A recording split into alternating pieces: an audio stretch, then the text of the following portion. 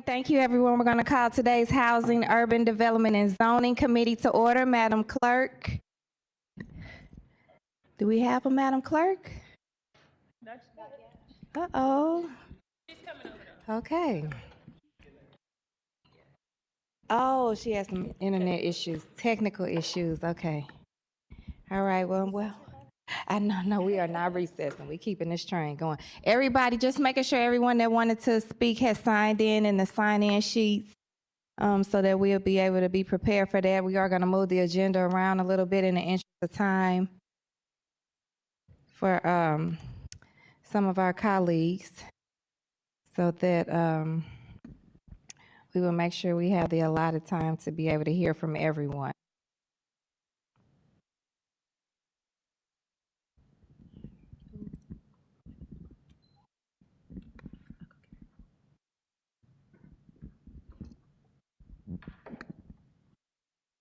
I've never looked up and not seen a clerk. I don't know what to do.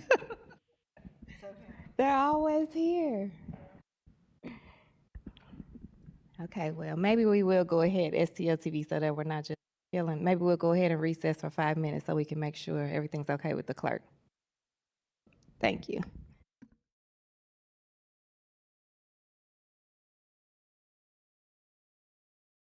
All righty. We're picking back up, and we'll repeat. If Madam Clerk, can you please call the roll?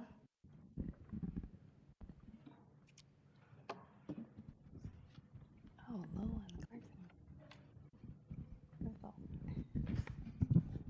Alderman Cone. Alderwoman Schweitzer. Present. Alderwoman Sanye. Present. Alderman Browning. Chair Clark Hubbard. Here. Alderman Cone. You have 4 present. You have a quorum. Thank you. With that, I'll accept a motion to approve the minutes from Tuesday, January 23rd, 2024. So moved. Madam Clerk, please call the roll. Alderman Cone. Alderwoman Schweitzer. Aye. Alderwoman Sanye. Aye. Alderman Browning. Aye. Chair Clark Hubbard. Aye. Alderman Cone. We have 4 aye votes. All right, with that, we're good. I did announce a little earlier that we're going to move the agenda around, so I would like to now recognize Alderman Joseph Vollmer with item number 2, Board Bill 196.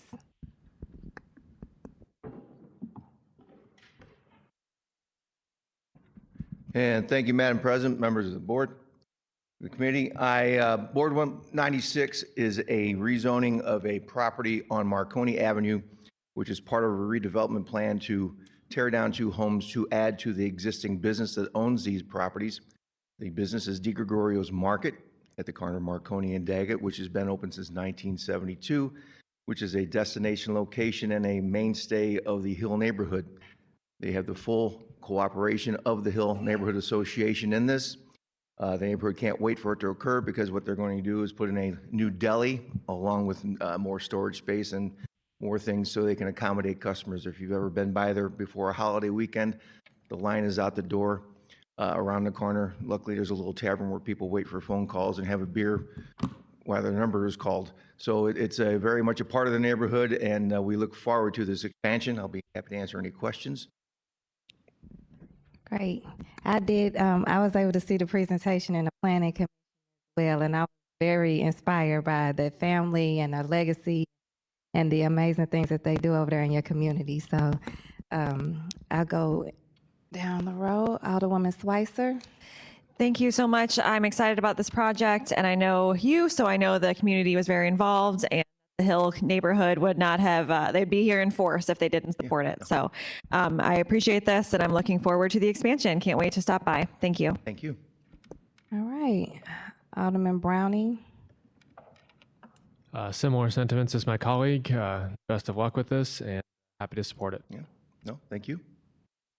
Vice Chair Sanye. Second what everyone else has said. I am really excited. I like the idea anytime people in their own community are doing their own projects and bringing business and development to their own areas. Those are my favorite type of projects to see. This is one of those quirks where we have to actually rezone a property just to tear it down. Yeah. All right, with that, you're welcome to close. In that, I please ask for your favorable consideration toward this matter and look forward to making the Hill a much better place again. Thank you. All right. I'll accept a motion for due pass recommendation for Board Bill 196. So moved. Second, previous roll. All right, no objection to previous roll. Congratulations and Thank you congratulations. very much for your time. Have a fun day down here. Yes. All right, we are going to now receive the presentation from our treasurer, Adam Lane. Madam Clerk, can you read the summary of the item number 1 in GBI presentation, just for the public? GBI presentation, the Treasurer's Office will present information regarding the Guaranteed Basic Income Program. Guaranteed, or GBI, was funded through a $5 million allocation of city ARPA dollars in Board Bill 116. GBI is an extension of fundamental safety nets following in the path of programs and concepts such as Social Security, child labor laws, weekends, and collective bargaining, protecting vulnerable citizens and preserving the dignity of work. The presentation will review how the program was developed, applicants were selected, and how implementation of GBI is going today. Thank you, Madam Clerk. And is there a way to transition the screen since we moved the agenda around to the GBI presentation?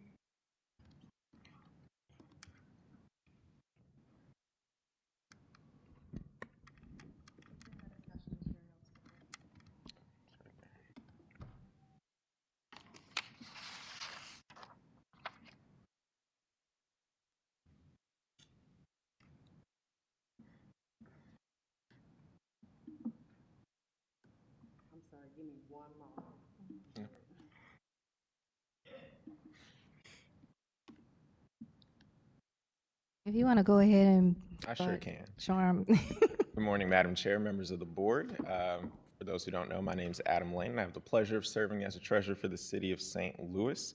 I'm here to give an update on, so no voting, which is great, or maybe great.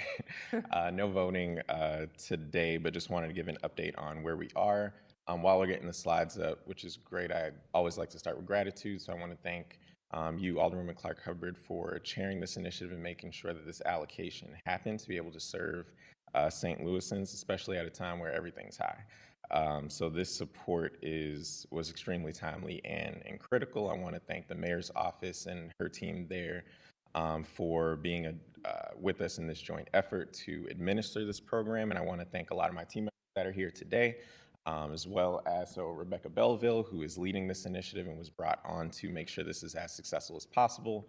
My special projects coordinator, James Sykes, and then my chief of staff, as well as my communications director, to make sure we got the information out, people knew about this, and had the opportunity to take advantage of the Guaranteed Basic Income pilot. So I can start going into the presentation. Let's see how you want to do it, just to be clear. So we are still having the IT problems, and so we're not able to access the presentation. If you would like, we can still go ahead, I know because of time, and we can, unfortunately, I hate that we can't share it. STLTV, is there a way that we can upload it later? Mm-hmm. Okay. Okay.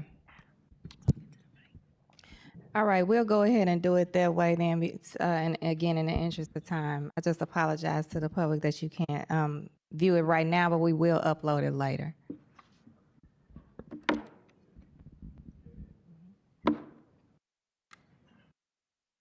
Could you say that again? Sorry. STLTV said that they would be able to upload the actual presentation later. Okay. Better. And in the meantime,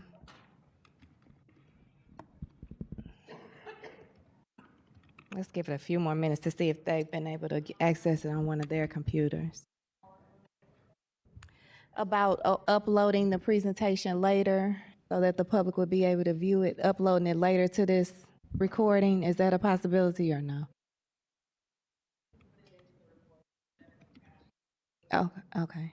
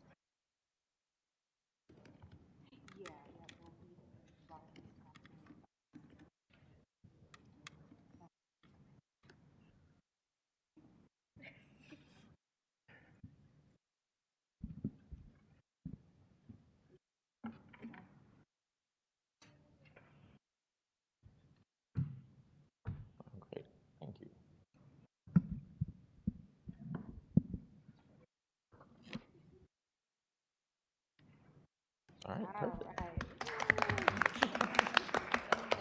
Thank you. All right. So for those who don't know the details, this originated out of Board Bill 16, sponsored by Alderwoman Clark Hubbard, and it was for a $5 million appropriation to serve 440 families with guaranteed basic income as a pilot program of $500 a month for 18 months. One of the things that this was built off of was the Direct Cash Assistance Program, which also was funded by ARPA dollars a little while ago, which was a one-time $500 payment. And with the administrative costs that we knew we would have, I really liked the board's foresight into making sure that we put that in so we could know exactly how many families that we were serving this time around. We were also we also benefited from a $1 million generous donation from the Dorsey Foundation, which was great, which allowed us to serve another 100 families for a total of 540. So I'm going to walk through pretty briefly just what our process was, all the way from the outreach to what we're looking at for evaluation. So we canvassed 99 schools. We held a lot of community meetings, with us getting the application interest form and application out around the October time. We also attended a lot of community events and trunk or treats. And I want to give a shout out to all the neighborhood associations that held those trunk or treats and allowed me and my team to come in there to be able to inform families about what was going on with guaranteed basic income. The St. Louis Public Libraries were an extremely great partner for us, as well as NIS's going around to the neighborhood meetings where we couldn't be, and making sure that they shared this information too. So we got out the word not just by putting up a website, but making sure that we were intentionally in community and at events strategically where we knew families would be, eligible families would be. Part of our partnerships on the application side, so we partnered with Forward, who has done a lot of this work before and done this work around the country with other guaranteed basic income programs and pilots. We offered both an online application and a paper application, and the application, on average, people told us took maybe 5 to 7 minutes to complete. Wasn't too cumbersome at all. We asked them to upload some simple documents, but we just wanted to be able to verify identity and eligibility, but we didn't want to make it an overly bureaucratic or a very long application process for them.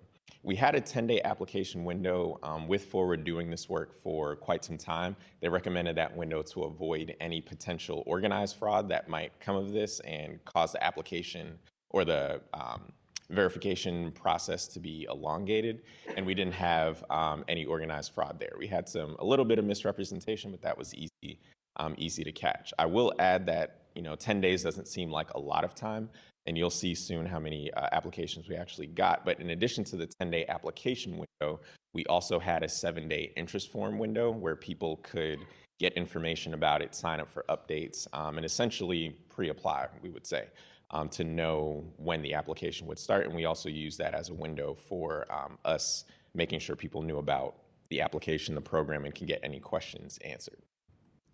So this is what we saw. Over 5,000 applications. We got 5 paper applications. Again, we wanted to make it available, but with the online application being so accessible, most people said they didn't have problems with the accessibility of it. You can see the percentages for women and African American folks who applied, and then 58% reported a household income of $20,000 or lower.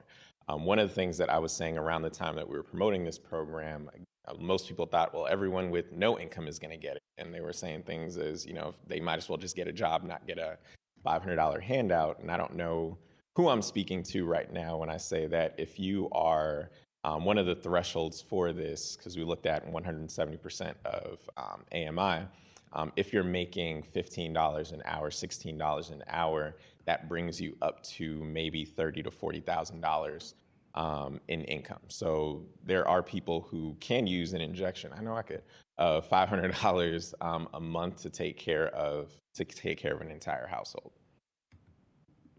Cool. Website stats. So I'm definitely not all these numbers, but this is just to show that there was a lot of traffic, there was a lot of engagement. So people could ask questions, request information, share, complete their application, all of those things. So we did see, and we wanted to track, make sure that the website was working to to the ends that we wanted it to work on. We had there are a couple things. So with the view count, I will say it looks like, okay, we had a lot of views for 5,000 applications, but the view count, we can't really break out that data, but that'll show if someone has it open for 10 days, that might be 10 views a day, or depending on the hourly. So I wouldn't pay attention to that number too much, because someone could have had an open web browser for a long period of time, even after applying. But we did have pretty significant engagement. I think that's probably the most important stat there. Benefits counseling. So we didn't want to just stand up a program without making sure that it was going to be successful and making sure that it was going to be beneficial to the people that we are looking to serve as a city. So we contracted with, or forward subcontracted with the CWA-STLC to work with applicants to do benefits counseling. And the purpose of this is knowing that this is another $500 of income to a household. There are benefits cliffs, which just means that if I'm getting a certain amount of benefits being within a certain income level, getting more money might reduce those benefits that I get. And if I have to choose between, a benefit that helps me with childcare or food versus $500, maybe rent, that might be a challenge for me. But we wanted people to know what their options were. We were also able to secure a Social Security waiver. We tried to get a Medicaid waiver. That didn't happen. And because of that, we only had 3, which is a small number, which was good, but 3 applicants that had to withdraw because of their Medicaid being impacted. And again, that's why we had the benefits counselors, to make sure that all people were aware of the potential benefits cliff, and knowing that people are at different incomes, different working situations. We wanted to make sure that everyone in the program was aware of the full situation, and we could support them as best as possible. But again, 3 out of 543, I would say, isn't too bad. So the recipients, the first cohort, so we did 2 cohorts because we had to do a second verification just with weren't eligible in the first round, but the first cohort received their payment right before Christmas on December 14th, and the second got theirs a month later. So they will end at different times, but when I get to the evaluation piece, you'll see why a month stagger is not bad at all. So we'll have we already have some data, but we'll have a lot more data to report on and share in 2025 that we're excited about sharing. This is a little bit about the recipients. So I already talked to the stats about our predominantly, or our biggest groups, so women and African Americans, but you can also see a little bit about education data. Gender is there, and again, race is there as well. So I'm going to go into the recipients by ward. So this is, you can see it. I won't read out all the numbers. I'll go to the map, which still has the numbers on the side. So same slide, it's just map based in case you want to see your own ward. But just looking at, we know which wards, and we looked at census tract data as well to analyze which wards were the highest need wards. But we saw a pretty good distribution of wards that had high needs and high concentrations of families that fell into those demographics, and I think it was pretty accurately distributed. One thing that I didn't mention yet that I should mention, with this being a pilot program, we also wanted to see, and this was built into the board bill, see who would this impact the most. So we didn't just look at anybody, but part of the eligibility requirements, so living in the city, certain income level, but also having a school-aged, a K through 12 student in a free public school in the city of St. Louis. So that was a big piece as well. I'm going to take a brief pause here because you can ask questions at any time. So I know I've gone up to what our process was, where the recipients were distributed, but any questions thus far? Yep. I just missed the number. I just missed the number. 58% of the applicants were less than $20K a year. I just wanted to have the number. Yes. Okay. Thank you. Any others? All right, I'll keep going. Payment. So Mocafy won the, we issued RFPs for all the services. Mocafy won on the payment side. They also worked with us on the direct cash assistance program and did a great job. One of the things that I wanted to make sure was true, which was true with DCA Direct Cash, was that there were no fees for withdrawals. So we do have data on our spending data to see what are those big bucket areas where people are needing support, financial support the most. But also we understand that, I might be in a certain situation where it's buy here, pay here for a car, for whatever services, and I have to pay in cash. So there are different services. I might be at a daycare for my children and I have to pay in cash. So we do trust that people are making the best financial decisions given the parameters that we set around the application. So we wanted to instill that level of trust with our folks. So if withdrawing and being able to pay was the best preferred method for them, they could do that. If using the card was best, depending on their expenses, they could do that as well. And with the tracking of spending, so we don't know how many left Twix or right Twix people bought, but we had just big categories. So we know if they were spending on food, groceries, utilities, and I'll show that data right now. So the biggest categories, as you can see, so we had financial services. So this wraps up in a bunch of things. This could be a credit card payment. This could be, again, paying down a loan. But also it could be a withdrawal, which also falls into the other categories. So those are the big buckets. But as you can see, also grocery stores were the biggest item. Food prices are high, and this data does reflect the fact that people are spending it on that. We do have, and I'll talk about the evaluation piece at the end, but again, a lot of bills, basically food bills, and paying down debt, I think were the biggest pieces, and utilities, the biggest pieces of this. We're also going to be, and I'll get to that slide, but we're also going to be looking at just what the qualitative and quantitative evaluative pieces at the end. So we'll get more insight from our 540 participants on, what are the areas that maybe we don't see in these big bucket categories, and what are those trends among our families in St. Louis that are at that income level. So with the data and evaluation, we've partnered with WashU. So they have been on the ground since we were building out this program, building out the application process, which we really like. So they've been on the ins and outs since the beginning. And they'll be tracking throughout the program to the end. So it's not just we're bringing them in at the end. So they're very involved in this entire process, and also inform some of the pieces of the program that we put in together. So we're looking at that data, and we will be looking at that data and presenting it back, because again, this is a $5 million budget item in a city that has a budget of 1.4 million. So if this is something that we do with another 540 families, if this is something that another generous donor can sign on to and say, we want to support the city of St. Louis, and that means supporting citizens residents in the city of St. Louis that need it the most. We're happy about that, but we want to show that it is working, and we know it's working because we see it nationwide, but we want to show that it can work in St. Louis too. What are we looking forward to? So there will be a screening, and the date is on there.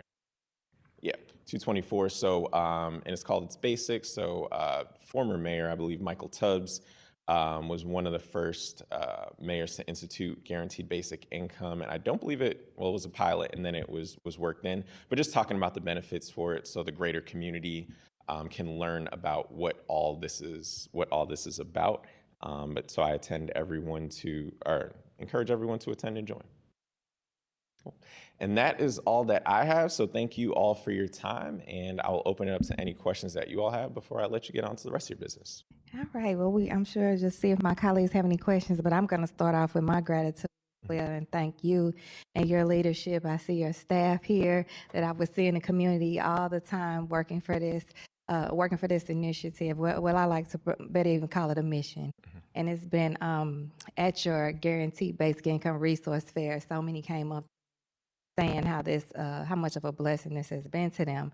And before I go to them, I said this at the Guaranteed Basic Income Resource Fair, but I said, let me say it again, because it might be somebody watching, or it might be somebody in the audience as we closing out the month rather, that we celebrate Martin Luther King and his dreams and his vision.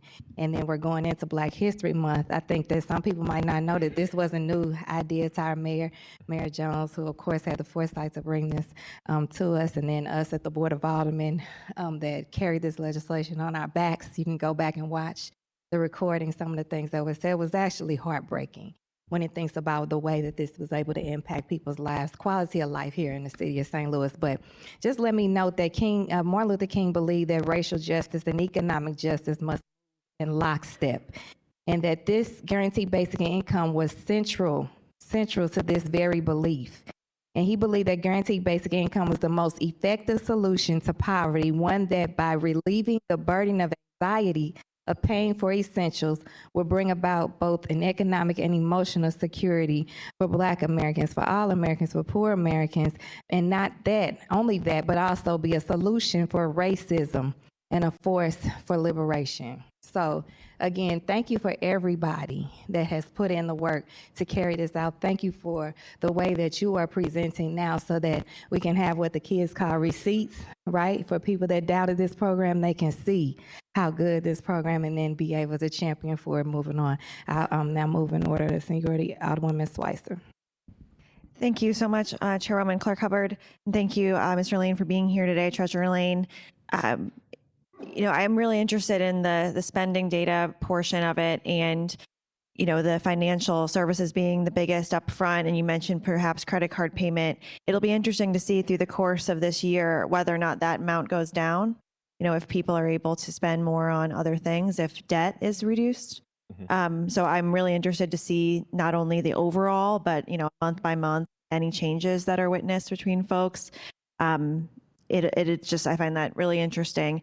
And the ward by ward numbers, it's you can see the spread throughout the city, and knowing that about 50% of this program are folks who are bringing in less than $20,000 per year per household. And that's a sobering thought, thinking about seeing that number in all of our communities. And I think it's really important that we know how many more people probably could benefit from something like this, and just, I think, being open-minded to see what the program does and what it says. And I definitely heard you when you were talking about sort of naysayers to the idea that this could be helpful. And Chairwoman Clark Hubbard's words there from Martin Luther King, I think, explain a lot of what it could do for folks. I know we all have had emergency payments in our lives that have really surprised us and thrown us off. And just knowing that not everybody's lucky enough to be able to bounce back from those sorts of things quickly. So thank you very much for being here in this presentation, and I look forward to continuing to follow it. Absolutely. Thanks. You. And if I could add one thing, one of the things that you said, well, everything that you said was great. One of the things that you said that I latched onto, so been talking to Equifax, and one of the things that they're looking at is longitudinal data. So maybe even when this final report comes out, there's still these long-term effects of having this 18-month injection that will help people. So it might not show up in grocery payments, but being able to pay for groceries with this might allow someone to not take on additional debt, increase their credit score, and then later they're able to move to a different income bracket or be able to provide childcare from funds that aren't in this bucket, but doing things that are helping families and helping people move, advance economically just from this pilot program. So we'll be able to hopefully share that a little bit later too. I appreciate that. The one thing I realized while you were talking that I didn't notice is housing costs spend. Is that included in financial services somehow, or am I missing it? So it might be included in financial services. The thing is, most people, if I have a mortgage payment or even a rent payment, I can't pay with credit card. Most places won't allow you to pay with the credit card. So what people are probably doing are withdrawing that and putting it toward their rent. Right. So if they need $500 put in their bank account and then being able to write write the check to their landlord. Okay. I would imagine, I'll be interested to see the self-reported data on that, because I know, we talk a lot about housing costs down here and citywide, and you talk about it a lot in your office and offer many programs for folks. So I think that was an interesting thing to not see on here. So I look forward to seeing more of that data in the future. Absolutely. Thank you. Alderman Browning. I just want to echo again my colleagues' comments. Really appreciative of this program. It's an incredible thing that we can do for our people in the city. I want to thank Alderwoman Clark Hubbard for sponsoring it last session. Would have been proud to support it if I had been on the board back then. It's the kind of thing that just can make ends meet for people. I also want to emphasize that as we're looking at this data, whether people spend it on financial services or grocery stores, the thing about money is that, like, you spend it here, you don't have to spend it over. So what we can't see from this data is where they are able to then spend the additional money they have on, say, housing costs or anything else that they need to make ends meet. One of the things that really struck me when you were talking about this is the people that withdrew because of the benefit cliffs. Just a reminder to people that these are choices that people have to make of lower incomes that nobody else has to make. Imagine if you were living your life and you had a job that paid well and you said, I want to pick up an extra job to maybe be able to afford something nicer, and someone said, oh, I'm sorry, that's going to actually hurt you if you do that. That's just not a freedom that people have when they're below a certain income threshold. So it's just one of those things that we need to pay attention to and make sure that we're continuing to support folks so that they can build that equity and move into a different income bracket so they're not in that position. I'm really excited to see the future results from this. We'll definitely be attending that documentary. And hopefully this can be the kind of thing that proves we can do this successfully and get more funding for this in the future. So thank you for your office's work on this. Thank you. Thank you. Vice Chair Sanye. Same. Thank you, Alderwoman Clark Hubbard and Treasurer Lane and all of you all staff in the mayor's office. I think as a city, we've been talking about economic justice for quite a time. I know SLDC has an entire plan around it. And, for me, I think that this is a huge part of economic justice, is like looking at programs and pilots that have the chance to change folks' trajectory. But, I would also emphasize the importance of that self-reported data, because I think sometimes the data that we tend to look at, credit card payments, mortgage payments, sometimes there's a silent class privilege even within that, right? Because if you make less than $20,000, and speaking as someone who has been in a household that has experienced poverty before, sometimes, maybe we didn't go and were able to pay off debt or do things. Maybe we were just able to, have steak for dinner that night, or maybe we were able to get that tire that we needed for some time, or maybe I was able to get some new clothes for school. So I would just really want to see some of the self-reported data and, to really highlight some of the basic necessities that I know some of these children and families are going to be able to get now. So maybe they weren't able to move, but they were able to experience some stabilization, because, I especially know from my time on the Board of Education that plenty of our families are just struggling with the basics. And so the first round of payments, they may not be able to move economically, but they may be able to experience some peace and stability as far as basic needs for the first time in quite a while.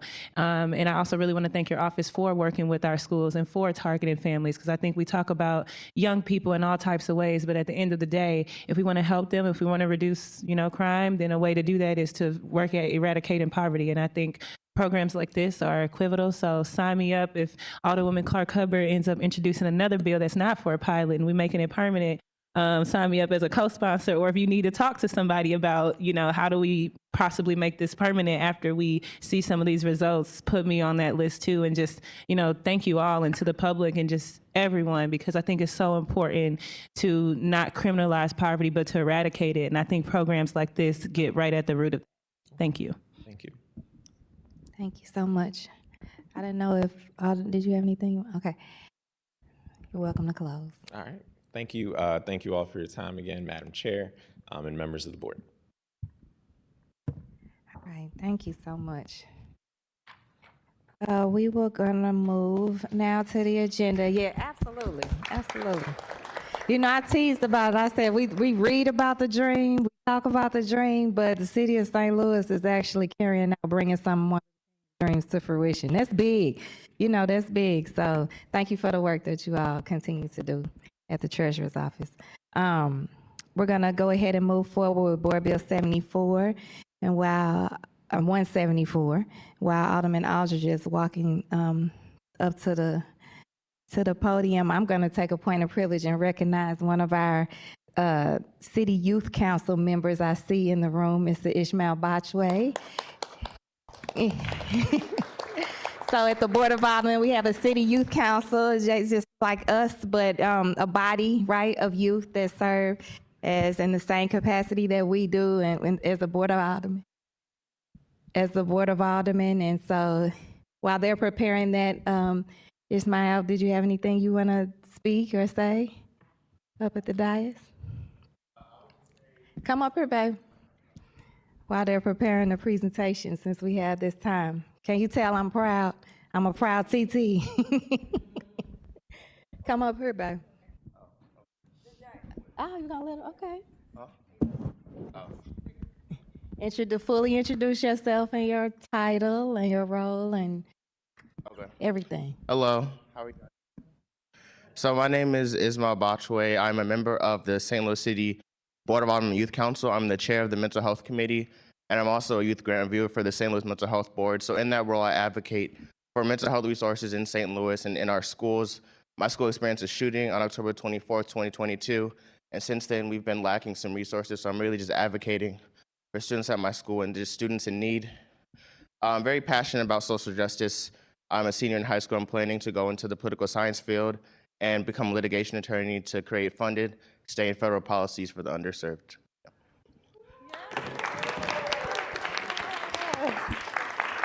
All right. Great example. While they talk about our youth, we showing them our youth, right? We can show them better than we can tell them. All right.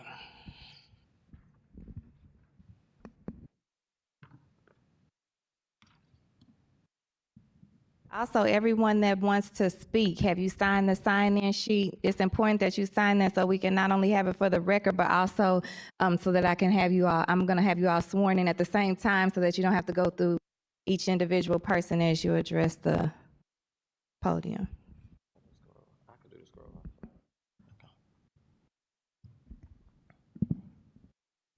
Ready for me, Madam Chairman? First, before I start, I also want to give a shout out to Ismail. He is a bright light in our city of St. Louis, one of many amazing young people that is the future of our city. So I just want to give him congratulations. We give him another round of applause real quick.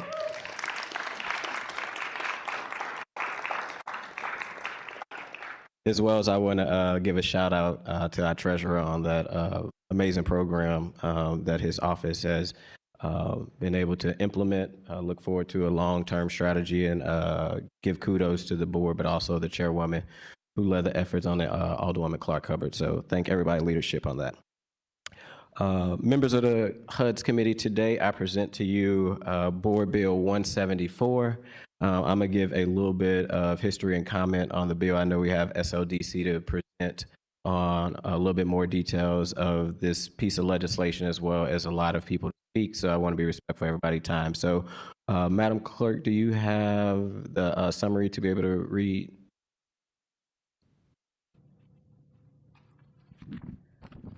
Board Bill number 174, introduced by Alderman Rasheen Aldridge. An ordinance approving a redevelopment plan dated November 1st, 2023 for the North Grand Boulevard, Natural Bridge Avenue, North Florissant Avenue, Cass Avenue, Dr. Martin Luther King Drive redevelopment area in the city of St. Louis, after finding that the area is blighted as defined in section 99.320 of the revised statutes of Missouri, 2016 as amended, and as defined in section 353.020 of the revised statutes of Missouri 2016 as amended, finding that there shall be up to 15 years tax abatement to remediate blight, and pledging cooperation of the Board of Aldermen. Thank you, Madam Clerk.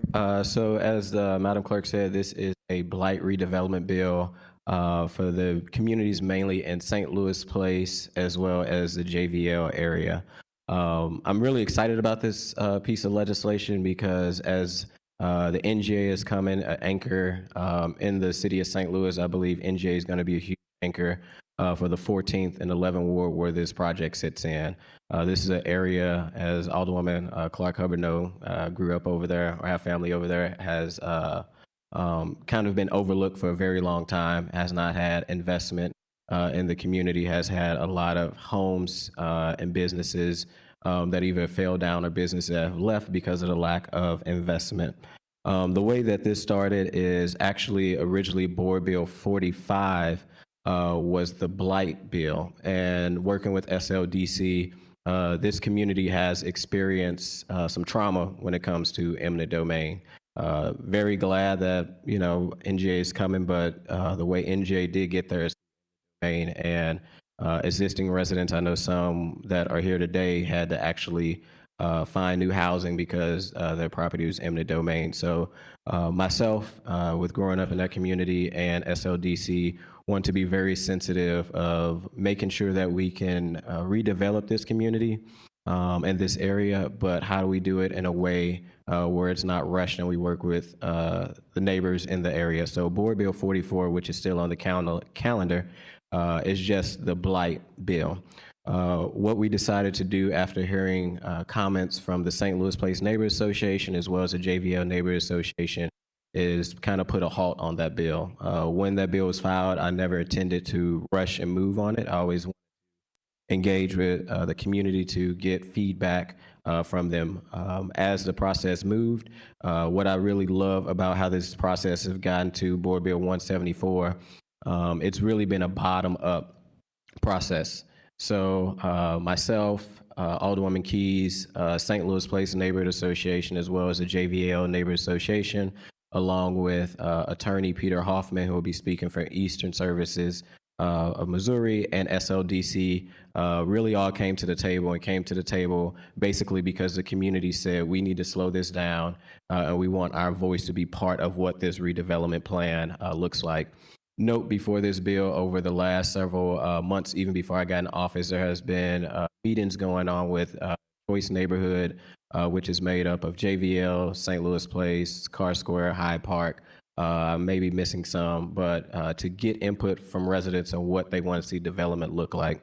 That was always going to be the plan from SLDC, to take those plans from that from those meetings that was happening in the community to implement that in the redevelopment plan. But like I say, due to the community organizing and telling their alderperson, slow down the process, and working with Mr. Peter Hoffman and SLDC, we really got I would say, a comprehensive plan that has residents' voices in this redevelopment blight bill, in which that blight redevelopment bill covers 821 acres. There are some caveat things that are in the bill that is protecting residents. From the very start of the piece of legislation, I made it very clear. I believe eminent domain can always be a tool to bring development, but we should never be eminent domaining existing residents. And due to the community leadership, we were able to put language in there with the help of Peter Hoffman, and appreciate SLDC leadership with accepting those recommendations, where existing occupied residents and business owners that currently operate and live in the 14th and 11th Ward, where this acre of blight and redevelopment currently exists, will not be eminent domain. As well as there's community benefits agreements in the plan, as well as potential tax abatements for residents to be able to tap into. I know a lot of time we always, as I have a tax abatement bill for a hotel, we do a lot of tax breaks for business owners. And I know a lot of people behind me have been staying in the JVL neighborhood, in the St. Louis Place neighborhood for decades. And I believe as we incentivize businesses, we also should be incentivizing residents. And I appreciate the leadership of residents stepping up to be able to kind of get this kind of first time incentive in this redevelopment blight bill. I will just read a comment from a resident who had to leave, and then I'll have SLDC come up and kind of present on the actual more in depth of the blight bill. January 30th, 2024, Housing, Urban Development and Zoning, Alderwoman Shameen Clark-Hubbard, Chairwoman, Alderwoman Alicia Saulnier, Vice Chair, Alderwoman Ann Schweitzer, Alderman Shane Cohn, Alderman Michael Browning. To the Housing, HUD's Development and Zoning Committee, this letter comes in support of Board Bill number 174 that seeks to approve redevelopment plan and blighting study for the North Grand Boulevard, Natural Bridge Ave, North Florissant Ave, Cass Ave, Dr. King Drive redevelopment area. It is important for a community to be govern themselves with legislation that was completed in this bill. A time in history for North Side neighborhoods in the city of St. Louis, first time in history that Jeff Vanderloof and St. Louis Place are given the opportunity for our residents, owner-occupied properties, adjacent lots, businesses to keep their properties without the threat of eminent domain. Communities investing in their own properties will have the same opportunities as developer. Sincerely, Andre Logan, Pastor Logan, Chairman, and the JVL Board of Trustees. Madam Chair, if it's okay, I will have SODC come up now and present the presentation they have.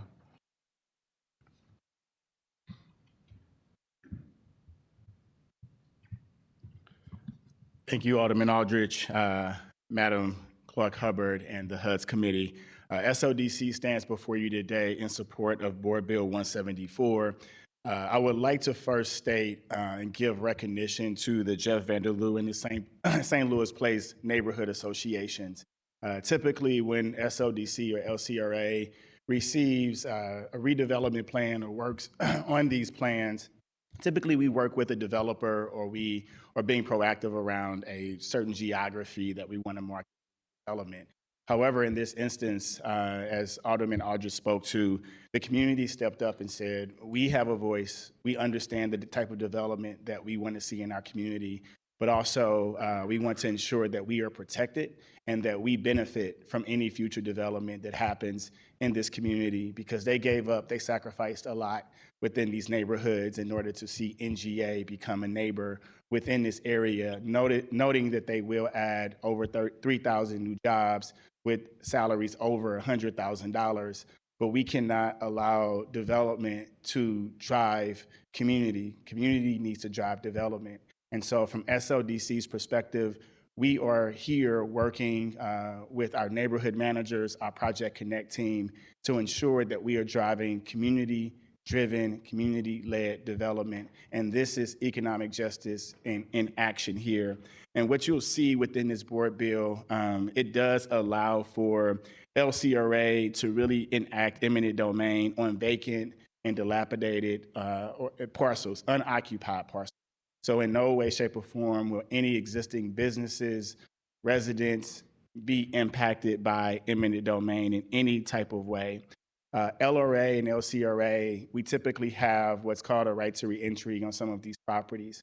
However, due to many of the properties changing hands or going through many different financial measures and schemes, many of the titles are still challenged and cloudy.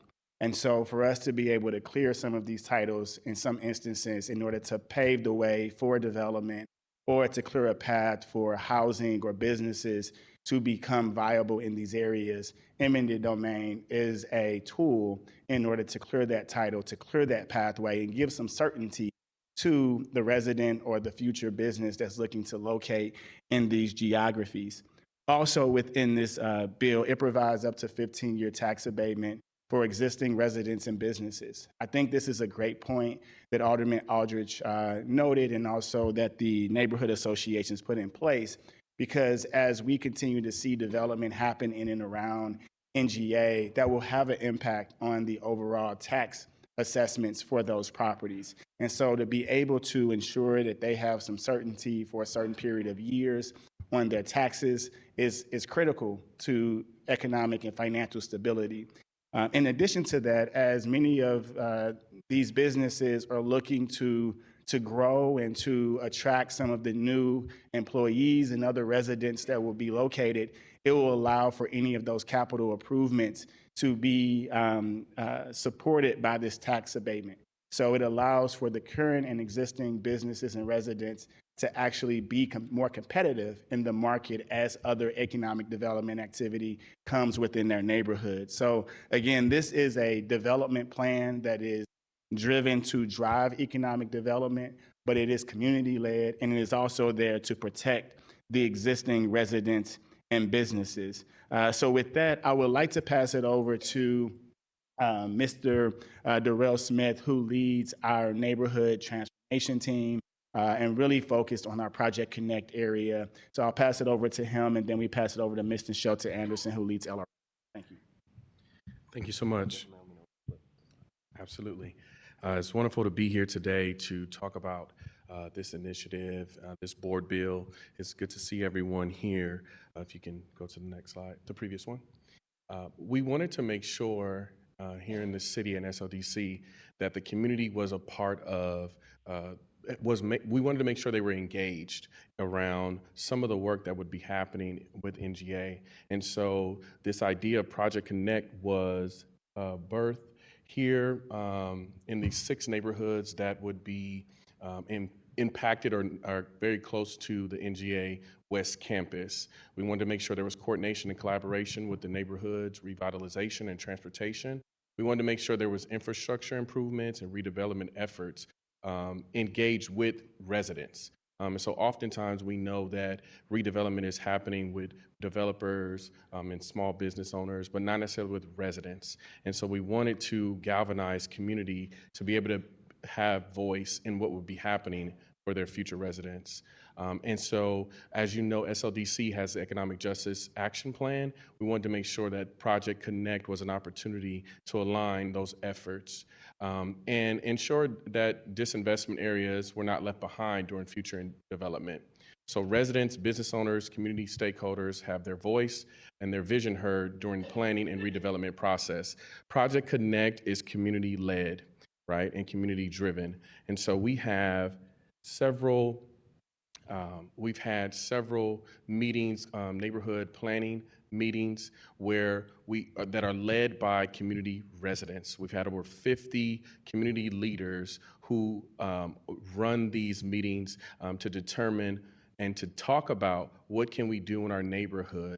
How can we develop these neighborhood plans to make sure and ensure that we can stay in place, right? The city is a people, not a place. How do we make sure that as this development is happening, that people can also benefit that live there? So we determine how to best utilize those public funding opportunities, investments, create neighborhood vision that develops an understanding of potential future land use, zoning, infrastructure, and improvement of projects.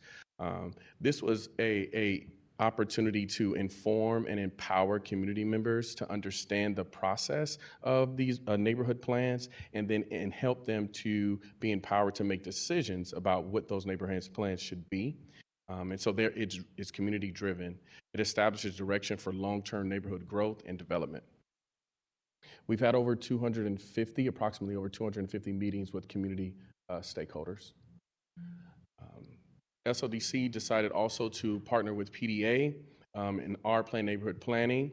In late 2022, they kicked off community-led neighborhood planning process that would help shape city policy and guide growth. Each of these 6 Project Connect neighborhoods will have their own plan.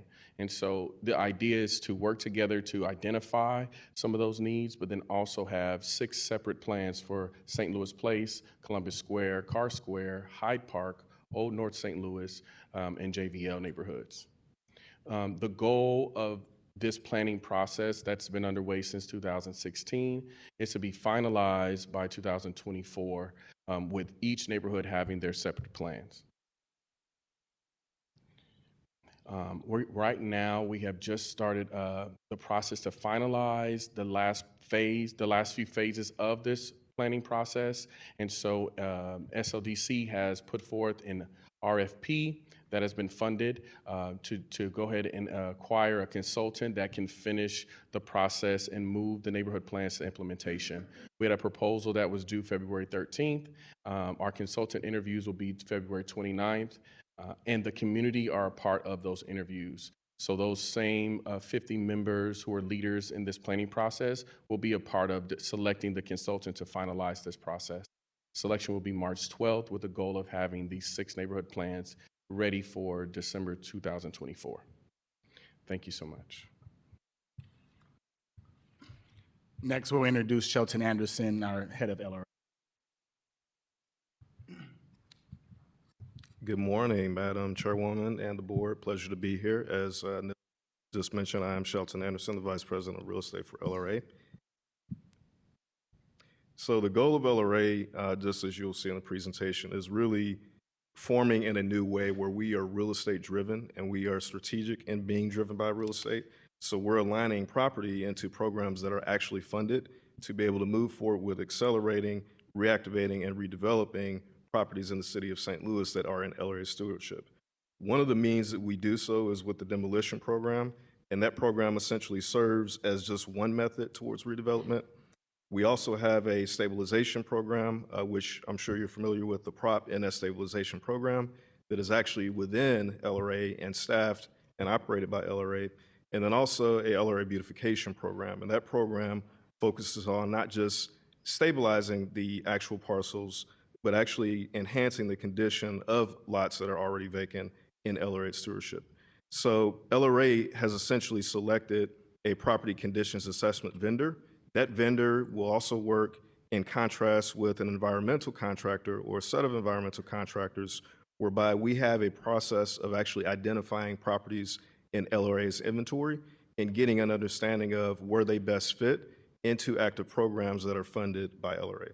If we move forward. And so to talk about the demolition program a little bit more in detail, this program is essentially a 3-year collaborative agreement between the St. Louis Regional Crime Commission and the State of Missouri Department of Economic Development, whereby $15 million is being used to fund the St. Louis Regional Crime Commission and also leverage LRA as the contractor to perform demolition activities. And so the key highlights of that program is really eliminating dangerous buildings. Part of that certainly is being impactful to create a safer environment for the community members. And it also essentially, again, serves as one phase of redevelopment and properties that cannot fit into a stabilization program. This also aligns with the Economic Justice Action Plan, whereby LRA performs demolition activities to maximize and coordinate resources on a block-by-block method. And to talk about that block-by-block method, again, going back to the property conditions assessment and that inventory, a part of that is really prioritizing the parcels and leveraging information such as from the Citizen Service Bureau, the city's building division's data, which also helps us inform us on properties that may be fire damaged, structurally condemned, and properties that we have received, quite frankly, complaints from neighboring residents who may live next door and have a property that is in good condition, that is stabilized, but the property next door to it is at risk of damaging their property, at risk of damaging the entire neighborhood, and also is one of the issues of also being able to address crime in communities. And so taking that information, we actually map that with economic justice indicators of Economic Justice Indicator 1 and 2, and that essentially allows us to prioritize the demolitions in neighborhoods that have the greatest need, but also have the greatest opportunity. If we move forward and talk about how LRA actually impacts the demolitions in the redevelopment specifically for this bill, LRA has approximately 10,000 vacant parcels, and approximately 2,000 of those are vacant buildings and or structures. And we say structures, we also have garages, sheds, other structures that are on properties that also pose similar hazards or dangers to actually the community, and also as the first step towards reactivating the parcel in its whole. Essentially, LRA has approximately 1,000 structures, and we believe that the demolition funding for the Missouri DED program will allow us to demolish roughly 1,000 structures, and those will be structures that, again, are thoughtfully planned as a part of the highest priority in the economic areas and areas within EJ1, but also what the Economic Justice Plan calls for, which are the key demonstration areas. And lastly, we want to note that there are approximately 2,148 vacant properties. That was actually the data derived at the time that the blatting study was prepared. And currently, LRA has approximately 172 properties within the redevelopment area. So that being said, the community-led redevelopment plan and blatting study will benefit the city, whereas LRA has funded demolition, stabilization, and beautification programs to serve as the first step towards reacting parcels in the redevelopment area, and then also other priority areas in the city of St. Louis. So the limited powers that are presented in the redevelopment plan, just as Neil talked about, which is a limited power of eminent domain, will accelerate the process of LRA being able to go through and address the historical challenges with title that were mentioned previously, and also taking properties that are now vacant and putting them into active programs, which LRA has the initial funding to move forward, which will help us not just accelerate the work that LRA is currently doing, but accelerate the work for these vacant properties as a part of the redevelopment for the city of St. Louis. Thank you. And lastly, here is an example of demolition activities. So on the left is an example of a structure that fits what we're describing as being a priority demolition. These are structures, again, that are fire damaged, already collapsed, structurally condemned. So those are the properties that LRA is moving forward in its inventory assessment as the first round of demolition activities. And to the right, you will see a building that is on 2144 East Prairie Street that was actually demolished as one of the first demolitions last week as a part of the program.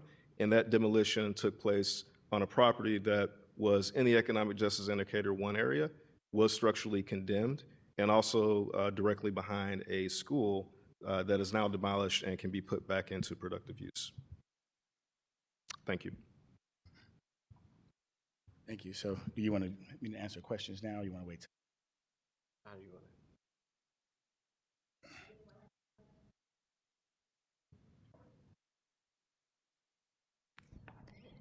Thank you, Madam Chair. I do have some questions on the presentation. This bill seems to have a lot of different moving parts, a lot of different parts of the city that would be involved, whether it's the building division. I hope that we're going to go through the bill kind of section by section, but I am interested in knowing a little bit more about the numbers that are on the impacts of LRA demolitions and redevelopment area page. Can you go through these numbers again? So LRA, I just want to make sure I understand. So first bullet, LRA has 10,000 vacant parcels, of which 2,000 are vacant buildings and structures. That's citywide. That is correct. Okay. The next one is that the demolition program will allow LRA to demolish 1,000 of its own structures, also citywide. That is correct. And that's what's being paid for by the St. Louis Regional Crime. That is correct. What's the last C? Commission. Commission. There's another C. Also, ARPA funded through the Missouri Department of Economic Development, the St. Louis Regional. That was state funds, state ARPA funds, not city ARPA funds. Okay.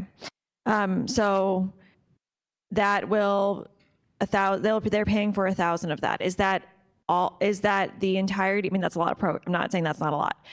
That's a lot, but is that the entirety of the spend they're putting forward, or they're only doing LRA, or they also are doing private demolition too? So that's a good question. So part of the program is that we actually have a matching for $15 million as a requirement that the state has issued as a part of the program. So the total funding is actually $30 million, and that $15 million of funding that serves as the secondary funding actually is a part of the building division's budget on an annual basis. So LRA is working with the building division to demolish structures that are not just within LRA's inventory, but it also counts as a part of the DED funded program, which will, in lay terms, allow us to move forward with not just 1,000 properties, but at least 2,000 properties from a mathematical standpoint by using the building division. Right. So, okay, good. So that's a different department's project list. That's other properties that are coming through a different fund. Yeah, same general funding source, but today we're talking 10,000 parcels by LRA. This fund will do 1,000 of the own structures, Yes. vacant building inventory. Okay.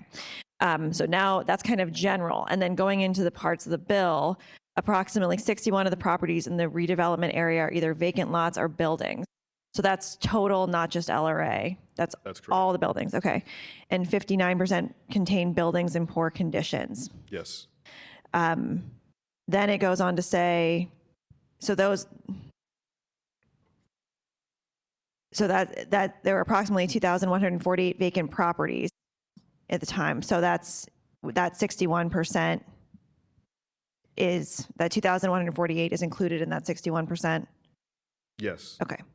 But that 2,148 is just the properties, not the lots that are in the 61%. So that would include all vacant properties. So that would be structures and vacant lots. Okay. So properties are structures and buildings. Okay. So that's the 68. That's the 61%. Yes. Okay. And LRA has approximately 172 properties with development. Correct. Okay. And this eminent domain, and in the bill, it goes through the various qualifiers that the building or property or whatever it is has to meet. There's several different ones. I hope that we go through each of them. But in order for LRA, and so the idea of the bill is that there would be eminent domain and properties would move into LRA management. That is correct. Okay. Okay. I guess I'd be interested in knowing how many of those you expect. Is that, I mean, I guess it's just looking at, 10,000 total. We have 2,148. That's, a 21% increase in number of properties that would possibly qualify for LRA, which is a huge increase. So I'm just trying to understand a little bit about how these numbers all work out for what we're talking about in LRA in general, which I think is really interesting, and then in this bill specifically. Yeah, so I would say here the vacant, just because the property is vacant doesn't mean that it would be part of a redevelopment, a future development project, right? Sometimes it's owned, like the side lot, potentially owned by a resident. We don't want to impact those lots. But then also, as we are looking at redevelopment opportunities, if the property is maintained, if it's taken care of, it's stabilized, we do not want to enact any pressures on those lots. We want to ensure that they stay maintained, ensure that their property gets stabilized, ultimately.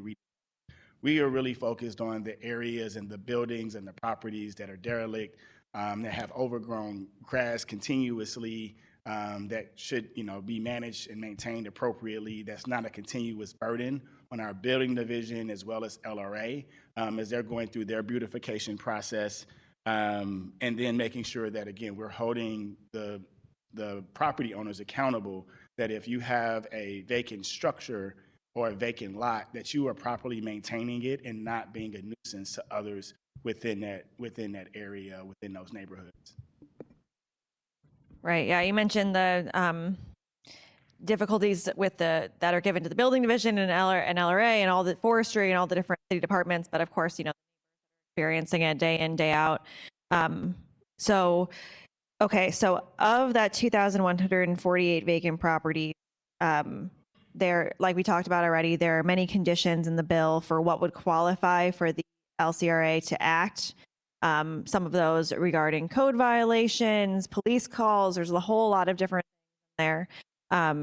How many are you, and would it be a case-by-case decision? How would you make these decisions?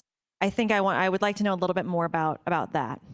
Yeah, sure. So I can speak to that. So part of the process, if we talk a little bit about the property conditions assessment, that is an assessment that actually is being led by a contractor, by which a contractor performs an assessment of the property in totality to get an understanding of the structures that are on the properties, the level of stabilization or deterioration of those properties, and whether or not they qualify to go into a stabilization program, which is, again, if it qualifies to go into the stabilization program, it then would go through a process of being recommended through the Prop NS stabilization program. If the property is in the category of demolition, meaning that these are, quite honestly, if we go back to the slide as an example, many of those properties are ones that are already fire damaged or structurally condemned. And that is data that we actually get from the building division, also from the Citizen Service Bureau. And also we have the Economic Justice Action Plan that target its demonstration areas as the areas through the studies that were led in putting together the Economic Justice Action Plan informs on where the most historical investments are, where the majority of buildings and properties that are vacant are, and those are the first properties that essentially go into the attributes that we collect and work with the Vacancy Collaborative as well as LRA and the Demolition Program Manager to get a listing of those properties that are in the priority for demonstration based on those attributes. So we essentially conduct that analysis, and that is an ongoing analysis that will continue as we go through demolition activities through 2026, as the program is funded through 2026. But those are essentially the attributes that determines which properties are candidates for demolition versus stabilization.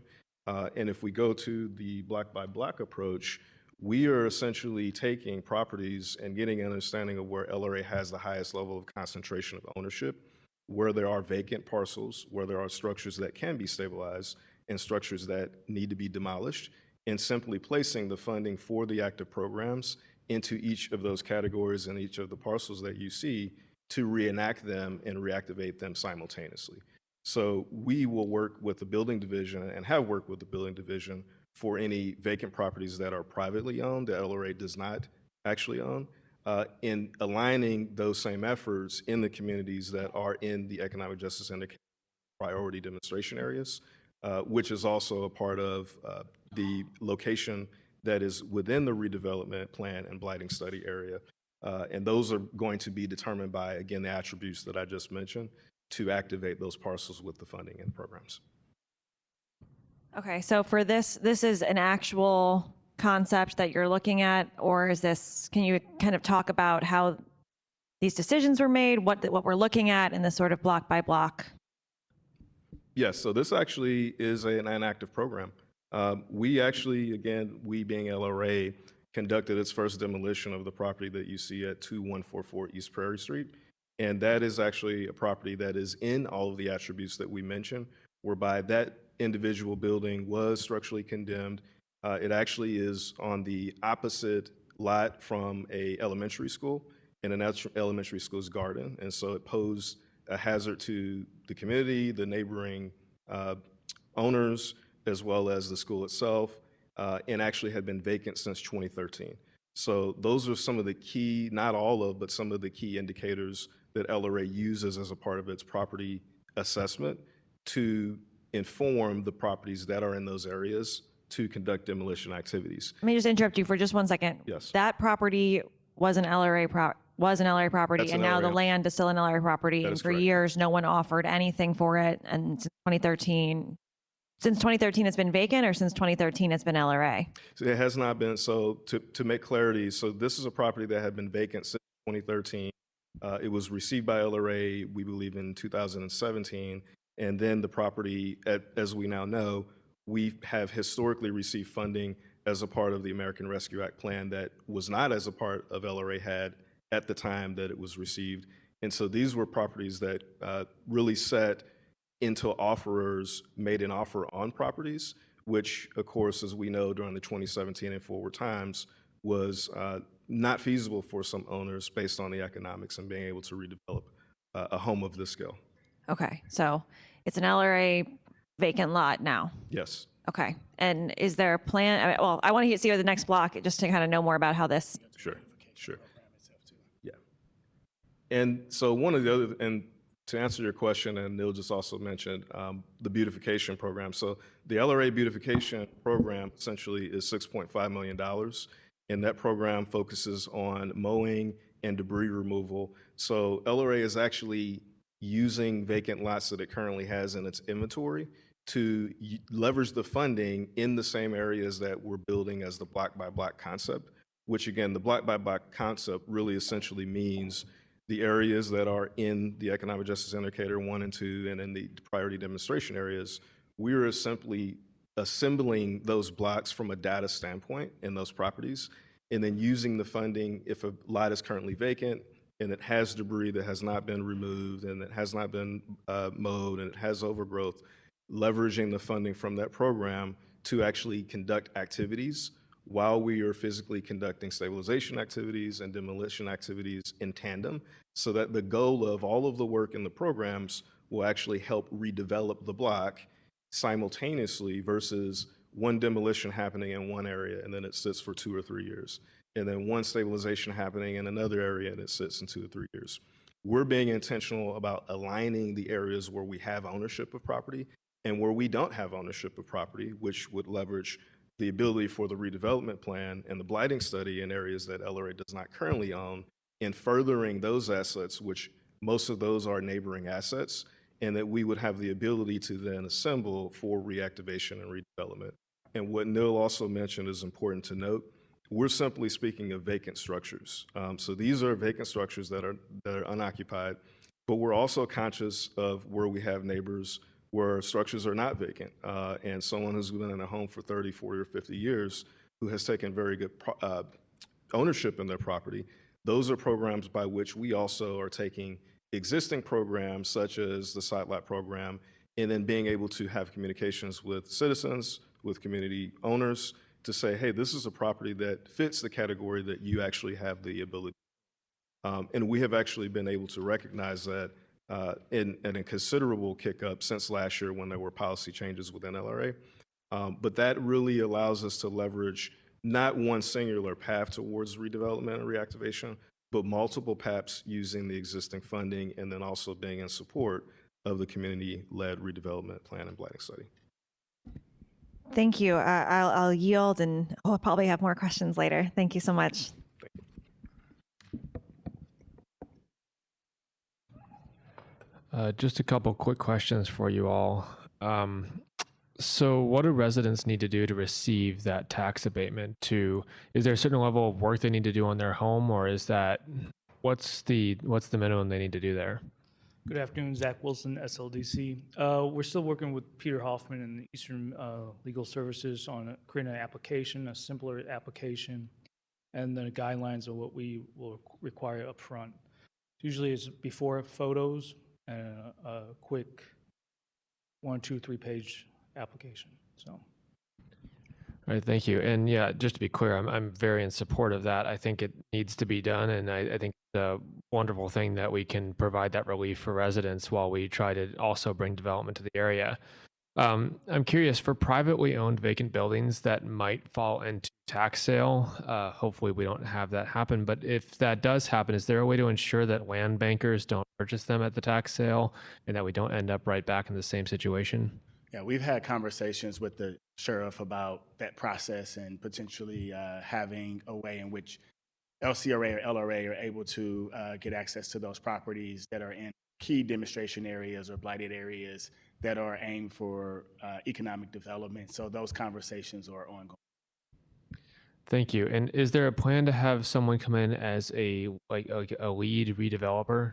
So not at this time. So again, the point of this is to provide the tools for, in this moment, to provide the tools as the community are developing the neighborhood plans, to have those tools at their disposal. Our goal is to have any developer, for example, that's looking to redevelop any of these parcels to engage with those neighborhood associations. So if a developer is looking to redevelop a multi-family house or being able to bring a mixed-use development into these neighborhoods, we typically engage with that developer and ensure that the community is informed and is able to provide any feedback to those developers about the projects themselves. So right now, we have not selected developers for any of these sites, but we plan to continue to engage the neighborhoods as these development opportunities come about. And that's also why the neighborhood plans that are being drafted and adopted through the strategic land use plan, our city's comprehensive plan, are so critically important. It gives a clear guide to any developer or business that's looking to do business or develop within these neighborhoods, a clear understanding of what the neighborhood desires and vision is, and to align themselves with it. And if they have variances to those plans, there is now a different process that they have to go through because the plan has been formally adopted by the Planning Commission and is zoned in accordance with that plan, and the neighborhood would be informed and be able to have additional input if that project does not move forward as aligned with that neighborhood plan that's been adopted. So that's critically important in this moment. Well, thank you. And I do appreciate you delaying originally, because I think that there's a need to have that engagement. I represent a couple neighborhoods that have form-based codes that went through similar engagement and similar plans, and it just makes it so much clearer for the community about what we can expect in the future, about what developers can expect to have to do, and it just skips a lot of unnecessary grief when we can weigh that out and have that engagement ahead of time. So I'm really, appreciate the extensive engagement that's been done around this. So if I'm reading this correctly, this is a Chapter 99 abatement, but you are leaving the door open to 353? Not at this time. The only thing that's being considered is a Chapter 99. If a development entity wanted to apply for a 353, they have to go through a different process to apply for a Chapter 353 in this area. Okay. And is there any thought of leaving the door open to a TIF? I'm thinking there's probably a significant amount of infrastructure improvement that's going to be have to done in this area. Yeah, so that would all come when we have a development plan or a developer that's looking to bring forth the project. They would go through the TIF application process. They would then engage with the community. Community would provide any input or feedback, and then that project would go before the TIF commission, heard by the TIF commission, going, in some cases have to go to the Planning Commission, and then ultimately coming before the Board of Aldermen, and then going through our current process of the hearings and the secondary readings. All right, that's what I wanted to hear. Everything comes back here if we need to make changes. Exactly. Yep. Great, thank you.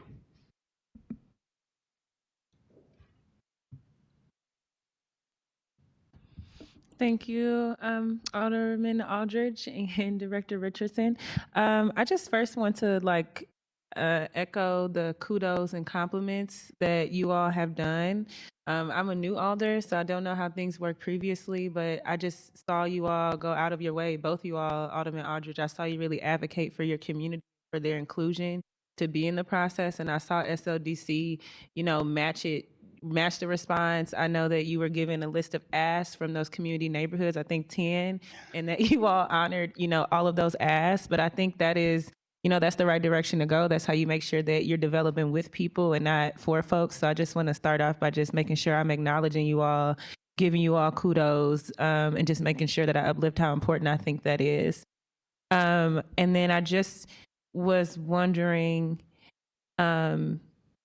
if I think Mr. Durrell would be the person to ask this question, if he could talk a little bit more about those neighborhood meetings and the feedback that they provided for you all. I followed it a little bit in the meeting, and also I have talked to Alderman Aldridge about this several times because I just found the process interesting, but I would love for that to just be a part of the public discourse. Sure, absolutely. So the community has been very engaged and has really led the process. Our goal in SLDC for Project Connect was to give them the tools to be able to create their own neighborhood plans themselves. The consultant really comes behind and support, but we wanted to give them information, we wanted to give them tools, and really let them drive what it looks like for what they want in their neighborhood. So we educate on zoning, on land use, on all of the different ways to do development and redevelopment so that they're informed as possible, so that once they start to draft and craft these neighborhood plans, that they can be implemented based on informed residents and not just, let's say, SLDC staff or the city, but the residents themselves are leading and driving these neighborhood plans.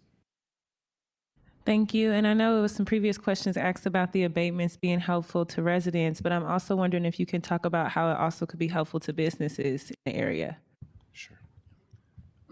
Sure. I think it's twofold.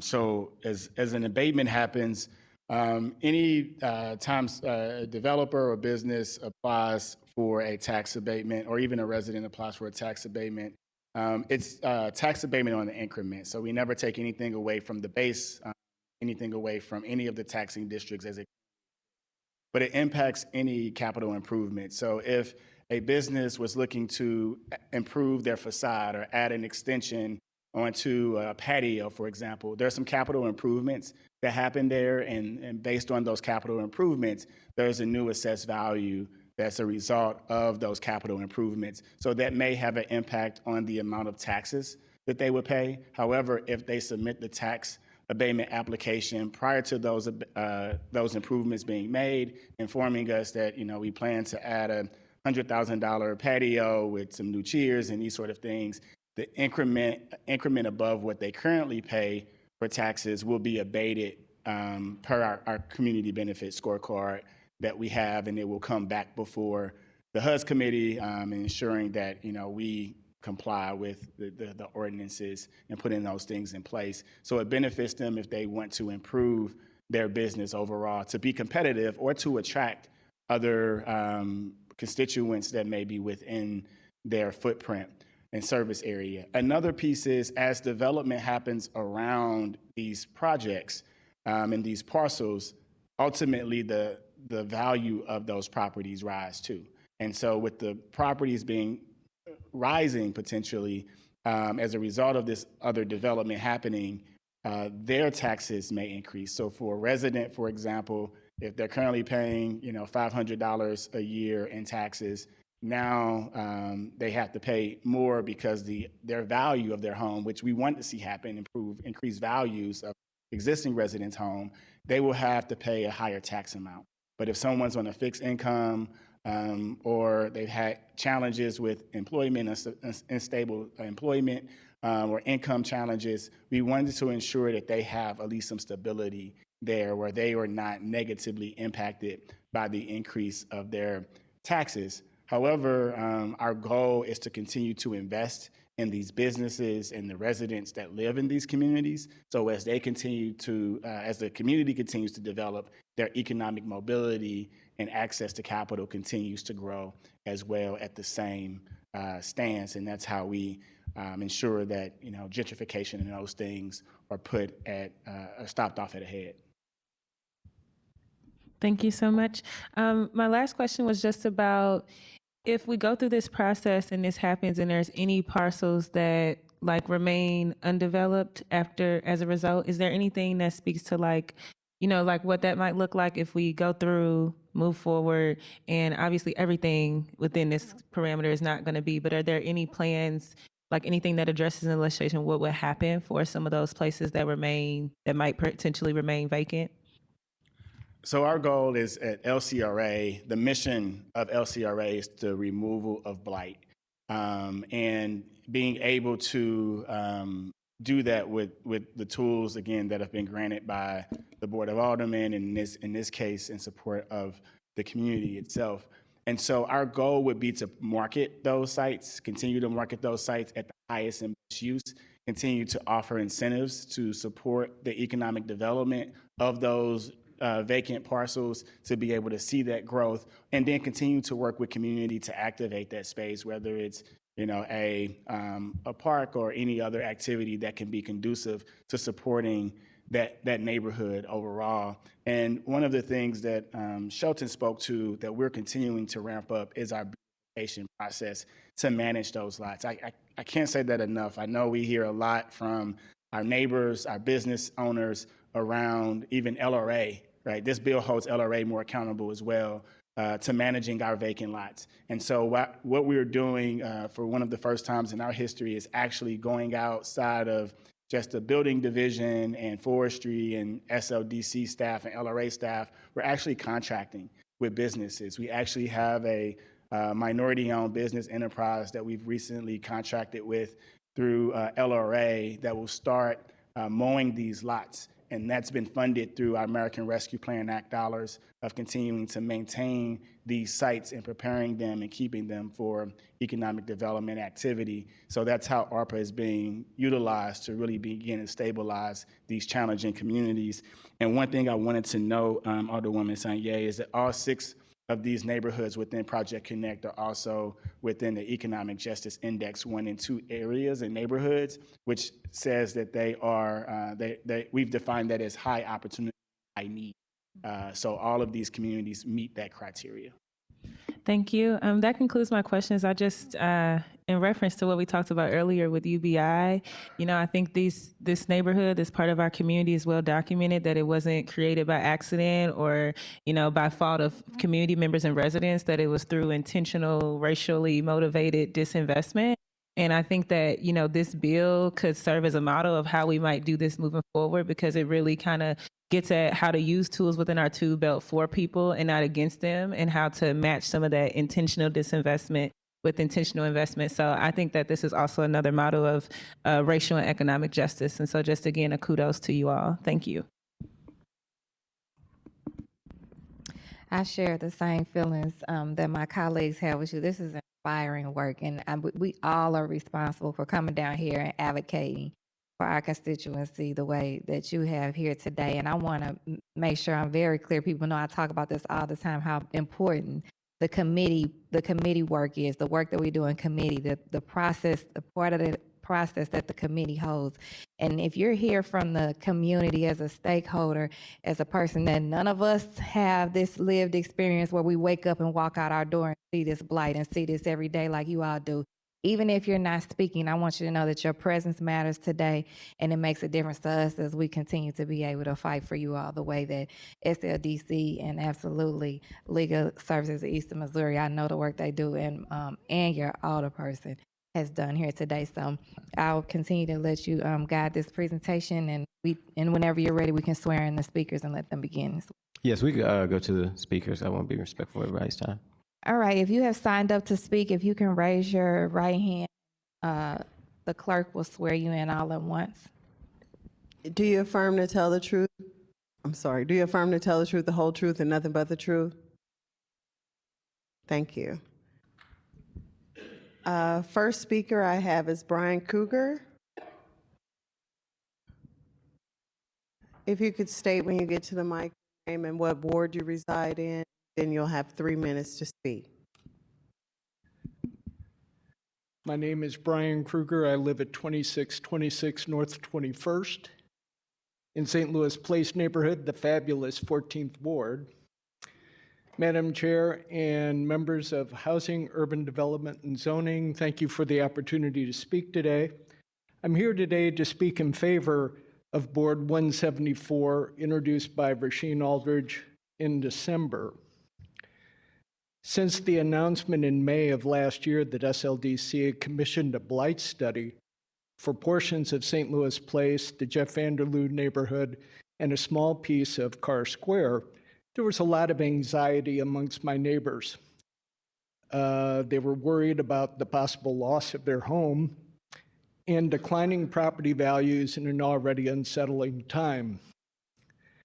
This unease brought representatives of the neighborhoods together, and using the resources of Legal Services of Eastern Missouri, began a series of what turned out to be weekly meetings to try to devise an equitable development plan to follow the blight study, because at that point the horse had left the barn. The plan outlined in Board Bill 174 is truly a plan born at the resident level, and it grew bottom up. Peter Hoffman, Anna Carlson, and the team at Legal Services provided examples of community-driven plans that had worked in other areas, and they were used as the seed of 174. As I said earlier, we had met for weeks. The meetings were open to all interested parties. They were Zoom-friendly. Peter and his staff came to many St. Louis Place neighborhoods, a lot of JVL neighborhood association, and there was a lot of communication with SLDC, city planning, LCRA, and other appropriate city officials in crafting the plan, which holds 3 unique benefits. It prohibits the use of eminent domain on owner-occupied properties that are maintained. It provides possibly a 10-year tax freeze at current levels for folks that invest $2,000 in their exterior, and it provides for a citizen advisory panel to review and respond to proposed development impacting our neighborhoods. Rasheen Aldridge and Alderperson Laura Keyes held a well-attended town hall on October the 5th. On November the 1st, it received approval at the LCRA board. On the 10th, the City Planning Commission also approved the plan, and in fact, my takeaway on that was Don Rowe made a big deal about how the plan was unique in the fact that he had not seen a community-driven plan like that before, and several of you were there to witness that firsthand. So for all the things that I had stated, I hope the committee sees the value and the common sense built into this plan and the efforts that the neighborhood and the folks at Legal Services have put into this, and support Board Bill 174 forward through the full board for consideration and hopefully to pass into legislation. Thank you. Okay, I have Daryl Piggy in opposition.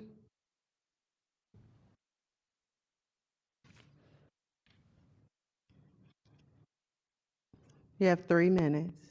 Pardon me? Once you state your name, you'll have 3 minutes to speak. I'd like to be able to present these to the members.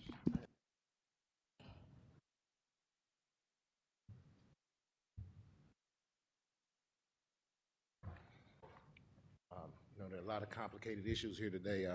I'd hope I get more than 3 minutes, but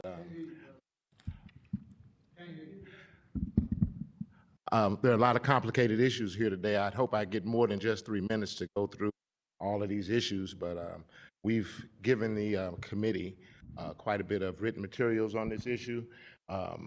We got one response last night on some of the issues we raised, but usually in my experience, when you have important issues, you get a little time to get the facts and go over the facts and make sure that the fact finder has all the information. But I'll state my name.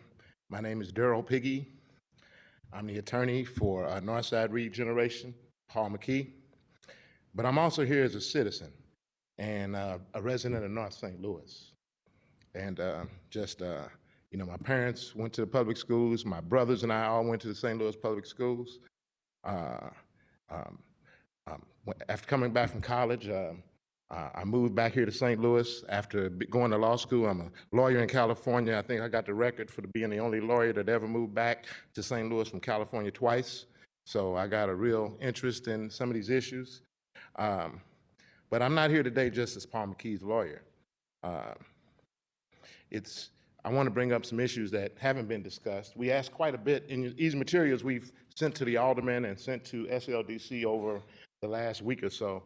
I think some of these important issues need to be dealt with before you guys go forward. You know, for years, I've seen these different plans come up for North St. Louis. I'm a North St. Louis resident, and it's actually a cliche among the politicians to rail against what's going on in North St. Louis. And then once they get in office, it seems like they kind of go on with the status quo. I don't know if you guys have ever heard of the Team 4 plan, but this is kind of the continuation of the Team 4 plan. We've got a developer who's spent more than $100 million in this area. And I can't say everything I want to say because of time, but I don't think it's right that the city makes a plan to take away his property and they haven't even talked to him. I don't know if the present head of SLDC has ever had a meeting with him. When I hear to talk about community meetings, I want you to know that we had more than 200 community meetings over the years. And we got some ideas on what the community wanted. Jobs, medical care, grocery store, and we've kind of produced those. NGA is 3,100 jobs. And I want a little story about NGA, make sure you understand. You know, it's with, I'm disturbed when I hear people talk from the city's point of view like we are a danger to NGA. Actually, you know, I was the chief of staff for the congressman, and I remember the NGA call because nobody from the city and SLDC would return their calls.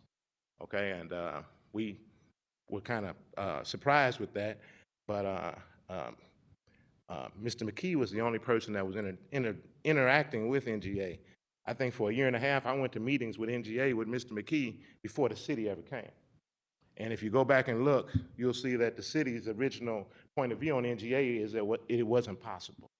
Okay, I'll say that when we wanted to build a new hospital at the Pruitt-Igoe site, SLDC came and said, well, they won't work, it can't happen. So I'm comfortable not agreeing with them. I think the track record shows that sometimes they can be incorrect. But today, what the city's proposing is it's an abuse of the eminent domain laws. And I understand that didn't begin in this room. Okay, I'm sorry, Mr. Piggy. That's your time. Madam Chairwoman, may I have some more time? I was gonna say, this is what I was gonna say. You know, I know you, Mr. Piggy. Out of respect for the list, if you all don't, and your team does not have to run out, can we go through the list so that we're fair to everybody for their 3 minutes? And my colleagues may have questions for you specifically. I will say from your comments, unless I'm going to have questions because I don't remember Mr. McKee being named in this legislation. So I think some of the comments I might be misunderstanding. Just so I'm clear, I am going to have some questions. My colleagues might have questions too, but again, out of respect for the others that are, can we allot them their, not can we, we're going to allot them their time. And then if you and your team are able to stay and answer questions, we can do it that way. And then we also have the materials that you gave us. We certainly appreciate that, Madam Chairwoman. Thank you. We'll be back. Ms. Coffey Wright is undecided.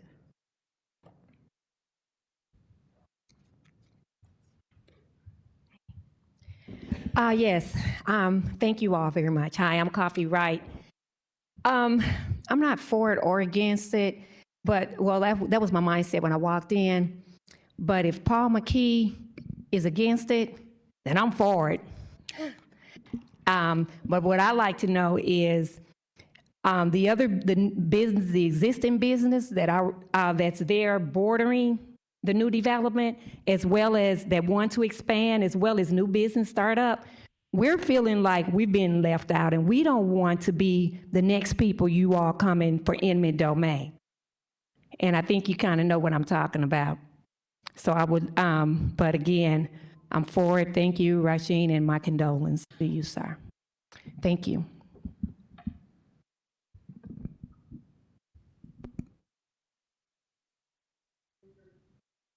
Ms. Virginia Drew, in support.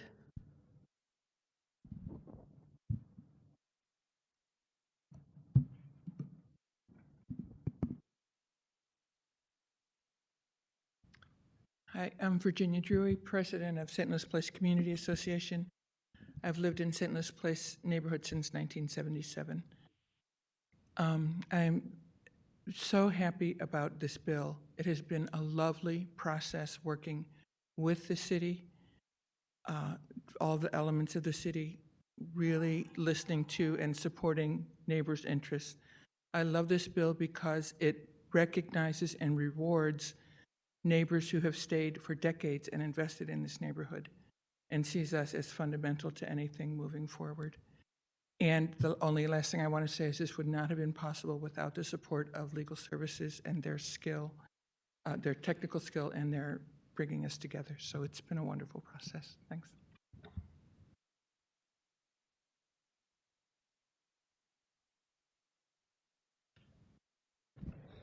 Mr. Paul Puricelli, in opposition.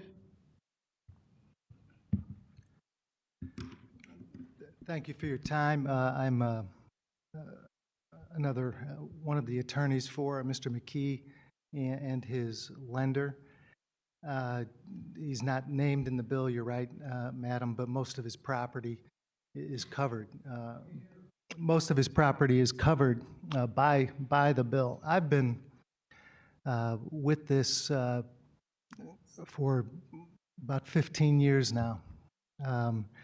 It all started for me back in 2009 when this board almost unanimously approved his redevelopment plan. And some of you may recall at that time, if Paul McKee thought the words eminent domain, there was outrage, there was lawsuits, there was attacks, even though he was clear that the same limitations that are currently being proposed were his limitations. He was not going to displace owner-occupied folks. He was not going to displace residents. We got past that, at least I thought we did.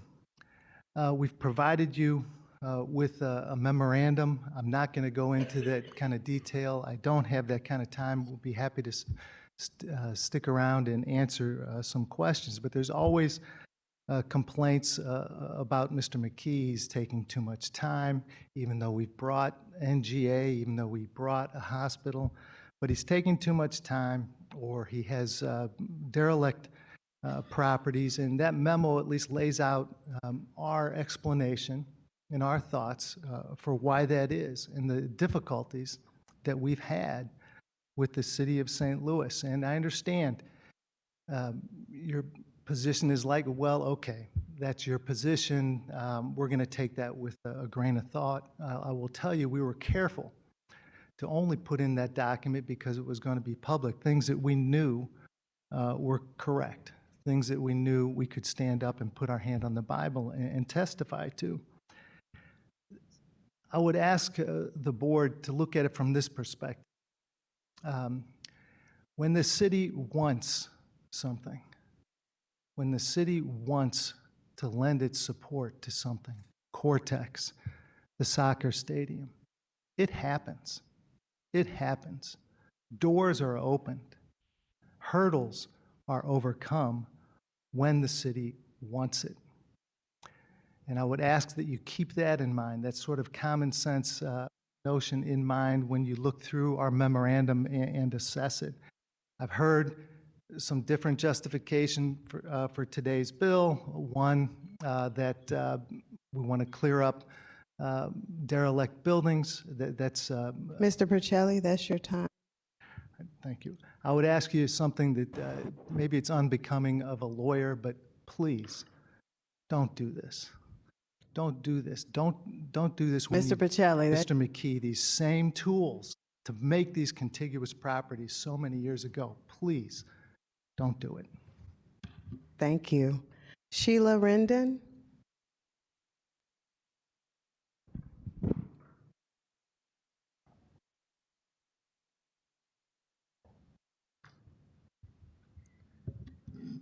Good morning. My name is Sheila Rendon. I live at 1627 North 19th Street in the 14th Ward. I originally lived in house at 2314 Melanphy Street. My parents bought that house in 1963 along with my grandparents. A litany of things happened. White flight, businesses left. But I was born in 1972 into that house. And at the age of 15, I was told that the house was going to go to me, as my brothers and sisters were all adults and they all had their homes and they were raising their children. In 2004, the Fifth Ward Plan was created by the St. Louis Place neighborhood as well as other neighborhoods in the ward. And we waited for development to come. In 2009, St. Louis Place was blighted along with surrounding neighborhoods, and we waited for development to come. In 2016, the NGA chose St. Louis Place as the relocation space, and we were told that ancillary development would come, and we waited. In 2023, our neighborhood was blighted again, and we waited. But at that point, we realized that we could no longer wait. My neighbors and I, 46 neighbors, as well as me, were eminent domained.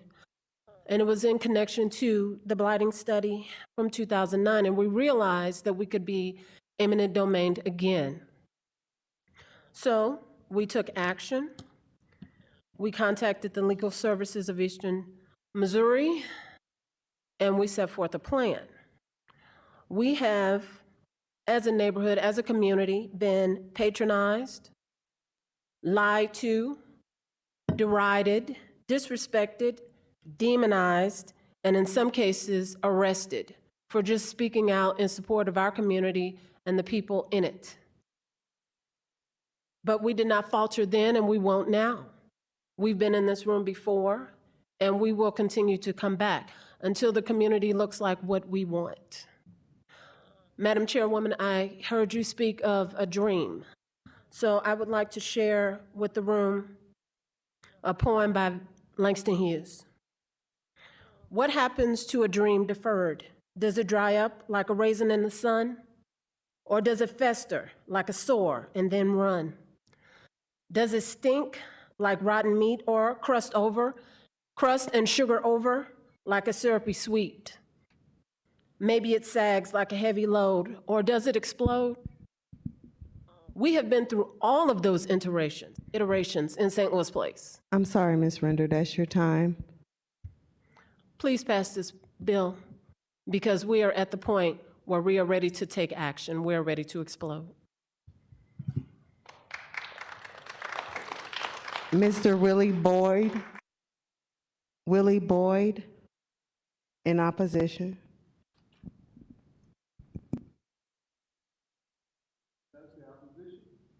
Yes, sir. Okay, I'm sorry. In support. I think that we've been held hostage too long to vacant lots and vacant ran down buildings, and that we need redevelopment in the north side. I've stayed there all my life. I sold a building on St. Louis Avenue to Paul McKee, and it's been a lot ever since, and that was in the 2000s. Development need to come tomorrow. That's all I got to say. Hey, no. Plus, this Paul McKee has no respect for the black neighborhood. When he built that Homer G. Phillips Hospital down there, he stole the name. The black residents asked him not to do it. and he continued on with it. So if this means taking those buildings from Paul McGee and putting development properties in that neighborhood, I'm all for it. Thank you. Gustav Rendon, in support.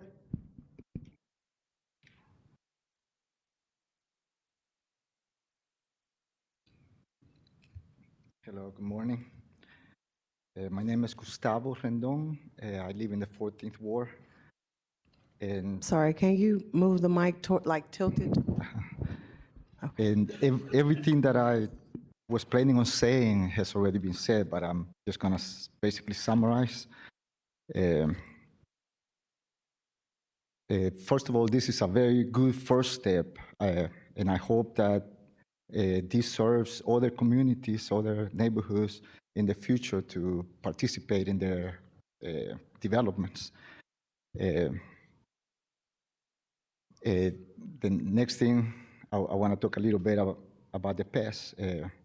We are here now because of mistakes that were made in the past by a lot of us that are taking credit for this that is here right now. So I want to encourage all of us to be more careful about how we plan things in the future, so we don't have to have these problems, in the future. And then the third thing, community benefits agreements. We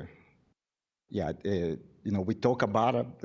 I've been hearing about this in the past many times, but it hasn't been put on bills and made into laws yet. So it's about time that we start doing that.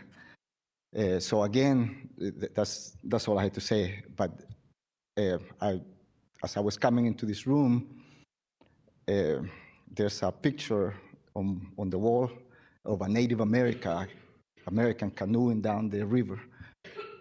So I want to remind you all that because of the mistakes that we have made in the past, there's a lot of people's voices that are not being heard today. All the residents in Pruitt-Igoe, we made them disappear. Sheila talked about 47 people. It was actually 47 families that were eminent domain in order for the NGA to be here. So again, let's be careful about what, about how planning. We need hospitals, real hospitals. We need universities. We need parks. We need schools. We need neighbors. Let's put all that into our plans. There's one more thing. If everybody takes credit for the NGA coming here, when in reality, the NGA is a military installation in the middle of our neighborhoods. Don't be so quick to take credit for things like that, man. Those kind of things don't belong in a neighborhood. That's all. Thank you. Thank you. Ernestine Stewart, in support.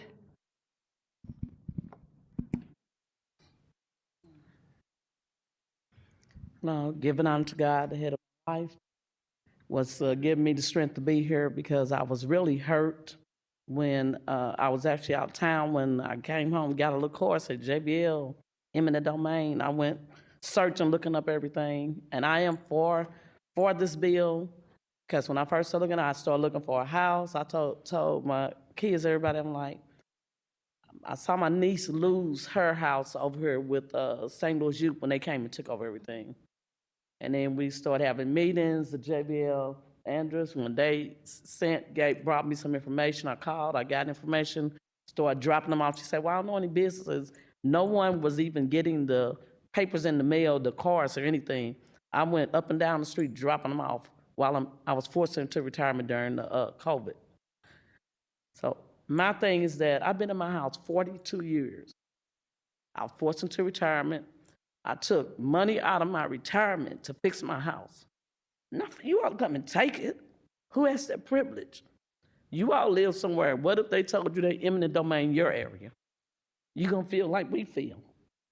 We need this bill to help us and to help the elderly. Elderly lady came in, she was crying. She didn't understand how to do Zoom. None of the meetings because of COVID. She said, I don't know no Zoom. What do? I am hurt for them. Look at us. We all here trying to figure out something. And then, what's that man name? That man, get up here talking about that man. He buying property up. I took pictures.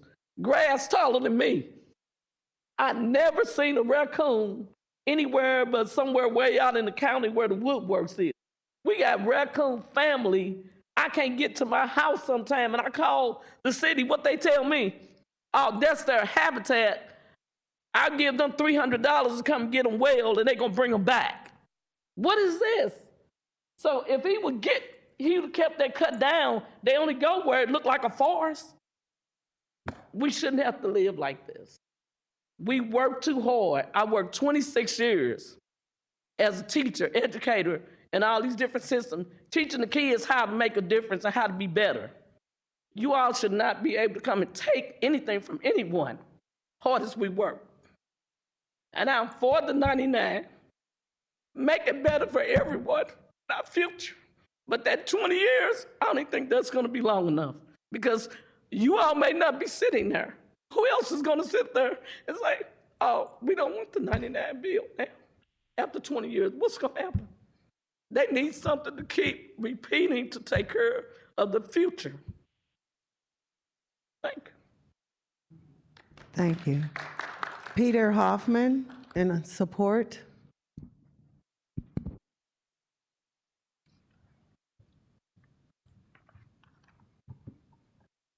Good afternoon, Chairwoman, members of the HUD's committee.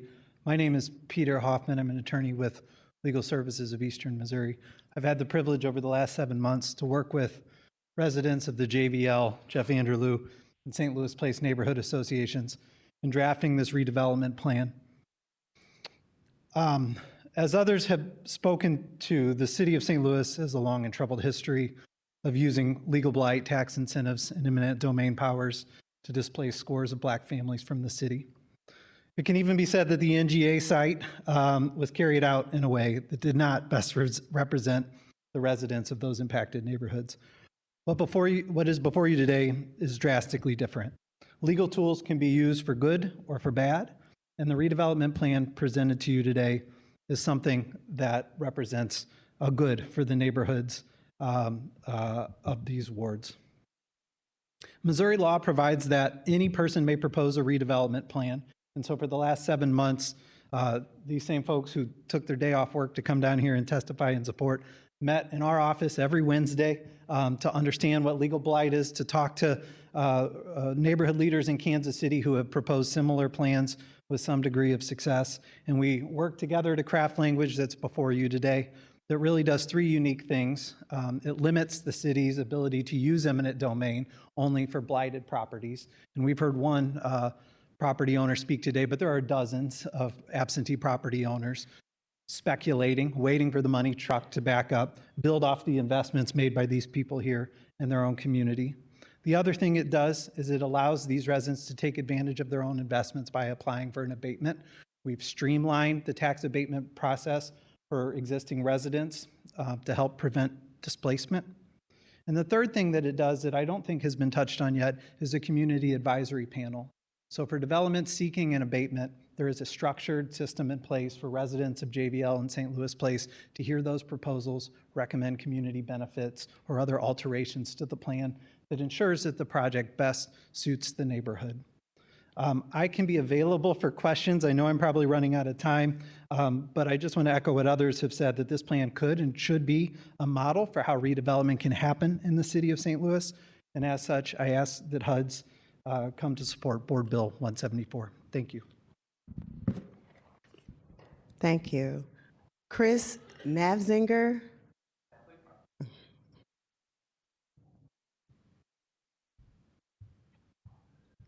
Hi, I'm Chris Nafziger. I live in the 7th Ward down on the south side, so you're maybe wondering why I'm doing here. The reason I'm here is because I care about North St. Louis. It's just as important as the south side. And over the last 17 years, I've been photographing and documenting that owner whose name shall not be said, as we've noted that it's not actually in the legislation, but we all know who we're talking about, right? And I've talked to people. I don't just, drive up there really fast, take pictures, and then drive down. I get out of the car, I talk to people. I talk to those people who had to live next door or still live next door to these properties. These properties where, yeah, the grass is this tall and where raccoons are living where they shouldn't be. They should be out in St. Louis County next to my parents' house. Opossums, yeah, those too. Though I have a possum living in my yard. The thing is that this is not the way it should be. I think about the way I was raised. I would imagine if I were talking to my grandparents and my grandparents asked me, "So Chris, what have you been up to lately?" And I told them, "I've been buying up distressed properties in a low-income African-American neighborhood for land speculation." What do you think my grandparents would say to me? They wouldn't do that, but they would be ashamed of me. They would be ashamed of me. My mother's father would say very impolite things to me. I cannot believe that anybody would do what this man, whose name will not be said, has done to these people. And I think it is very telling that he is ashamed to show his face down here. Now, my brother and sister-in-law are attorneys, so I'm not going to say anything negative about attorneys, but I think it's very telling that all he is able to do is send his attorneys down here to speak against this bill. So I am so proud of you, Rasheen. I'm so proud of everybody who has come down here. I'm proud of you, the people who are on this committee. Please support this bill, pass it out of committee, and thank you. And I think I managed to finish before my 3 minutes are up. Thank you. Thank you. Barbara Manger, in support.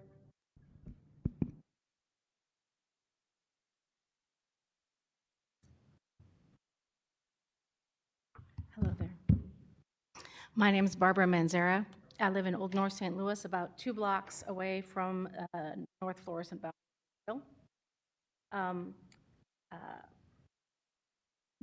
My building has shared a 0 lot line with a McKee-owned property for 18 years and 2 months.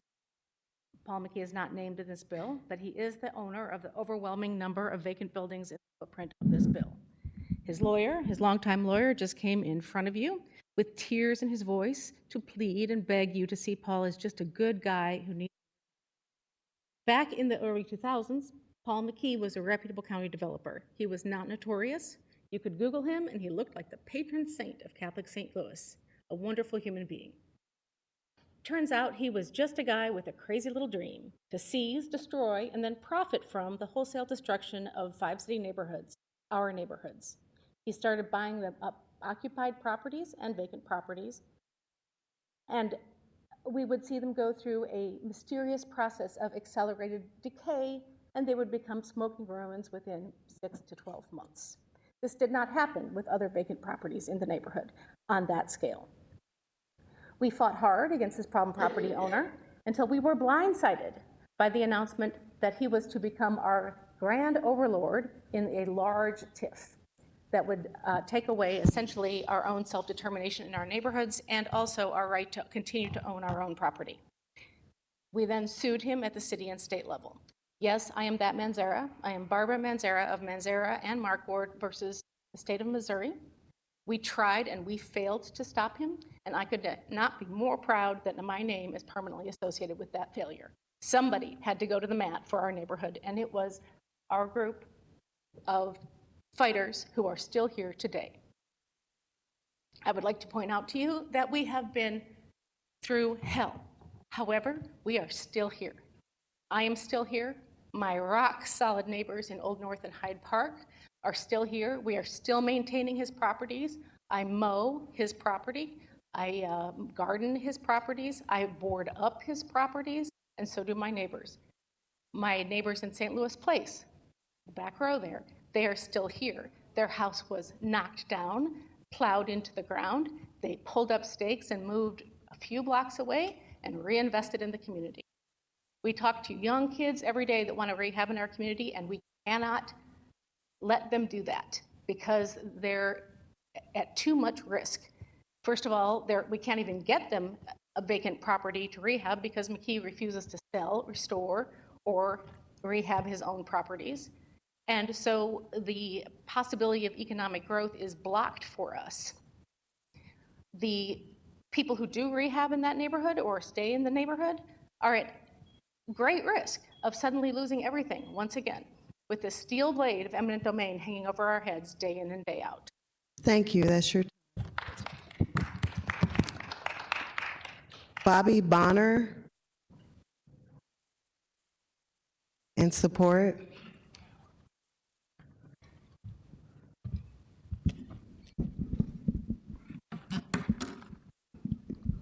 Good morning, Madam Chairman and committee. I want to thank you for allowing me to speak today. I'm a supporter of the Bill 174 because I think it's time for us in St. Louis to stop talking, planning. We need to start doing action. And if we're able to do action, then we have the city that help support us financially, emotional, physically, whatever. But we need support from city to actually get these plans going forward. I'm a developer. I have two hats in the communities. I've been participating with Project Connect since 2017 when it first started. I'm a developer, and I'm also have a after-school educational program that we're trying to implement as well. As a developer, I've been, like I said, participating with Project Connect since 2017. I've been to just about every neighborhood meeting. I've been talking to residents, I've been talking to businesses, elected officials since that time. And where we are today with this plan, I think we've gone beyond what I thought we would be at this point. Because St. Louis, we know, is political and it's so much division that it's hard to get anything done. But I think we've came together as a city at this point through this Project Connect development process and this bill to focus on these two areas. I grew up in Jeff Vanderloo. I started kindergarten at Columbia School. I learned construction, I learned architecture, I learned technology from my dad, which was a contractor in the St. Louis fireman back in the 60s. So when we moved out of the neighborhood, I told myself one day I was gonna come back and I was gonna develop Jeff Vanderloo. There was no way Jeff Vanderloo was gone, because when I was there, it was a thriving community. Every building, every house on the block had a family in it. Columbia School was full of kids.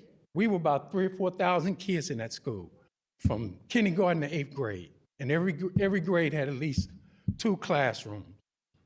So we were thriving at that point. But to get to my point is, why this bill should pass, and as a developer, I have plans to develop and to go along with the plans.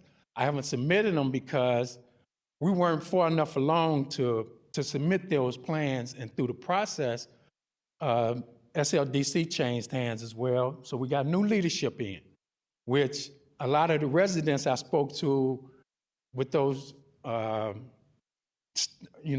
feelings back then are not giving the new leadership a chance. That's my first thing. We got new leadership, we got young people, all those old ideas are going out, so we got new leadership. We need to follow that. And it's been working because the 6 neighborhoods around NGA has gotten plans, and we stumbled. That's your time, Mr. Bonner. So just support Bill 174. Thank you. James Minist. Okay, well, he was our final speaker. Chair. Yes. You'll state your name. You'll have 3 minutes. Wait till you get up to the mic, Pastor McCann. I'll have to swear you in. Do you affirm to tell the truth, the whole truth, and nothing but the truth? Yes, I do. Thank you. My name is Kenneth McClam, and I was born and raised here in St. Louis, Missouri, in the Central West End. Down through the years, I've seen, and I know a lot of these meetings, they don't even talk about some of the main problems why the city is in the position that it is. I was a drug addict for 30 years, a heroin addict and an alcoholic. And down through these years, I watched drugs and being dropped in the neighborhood and the neighborhood being destroyed by our own people. This is some of the things and the reason why we are where we are right now. This was all done by design. We all know that. A lot of people don't want to admit it, but it's done by design. I am happy, though, to see some things going on right now. And I run an agency, a nonprofit agency that I've been helping drug addicts since I've been clean for the past 30 years. We need to address that issue more than what has been done, because a lot of times they just kick to the side. When you kick a man to the side, he's gonna get mad and he's gonna rebel. A lot of stuff in the neighborhoods, the addicts and stuff, has tore up houses that were left vacant. You leave a house vacant, and those homeless people, which are most of them are drug addicts and people with mental health, substance abuse and mental health disorders. So, you know, we need to deal with that. I mean, all this is fine. I know this ain't this kind of meeting, but we do need to include where the problem is coming from and start helping those people that's been the cause I turned my life around, okay?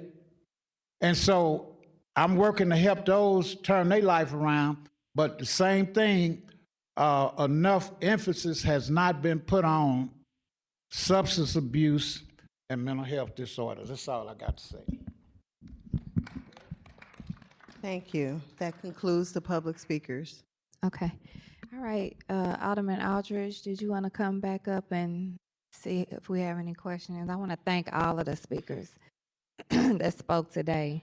And just know that when I referenced Mr. McKee not being in this legislation, it was because I'm big on having facts, misinformation being put out, especially in the media, because we know headlines in the media.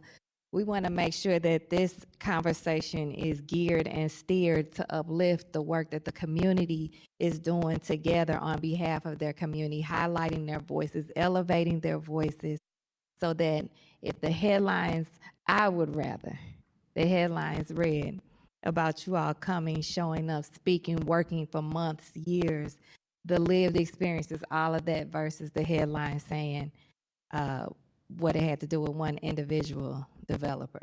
So that was the reason that I highlighted that this is a tool that's going to be for the greater good. Okay? Not just one person, one entity, and one thing.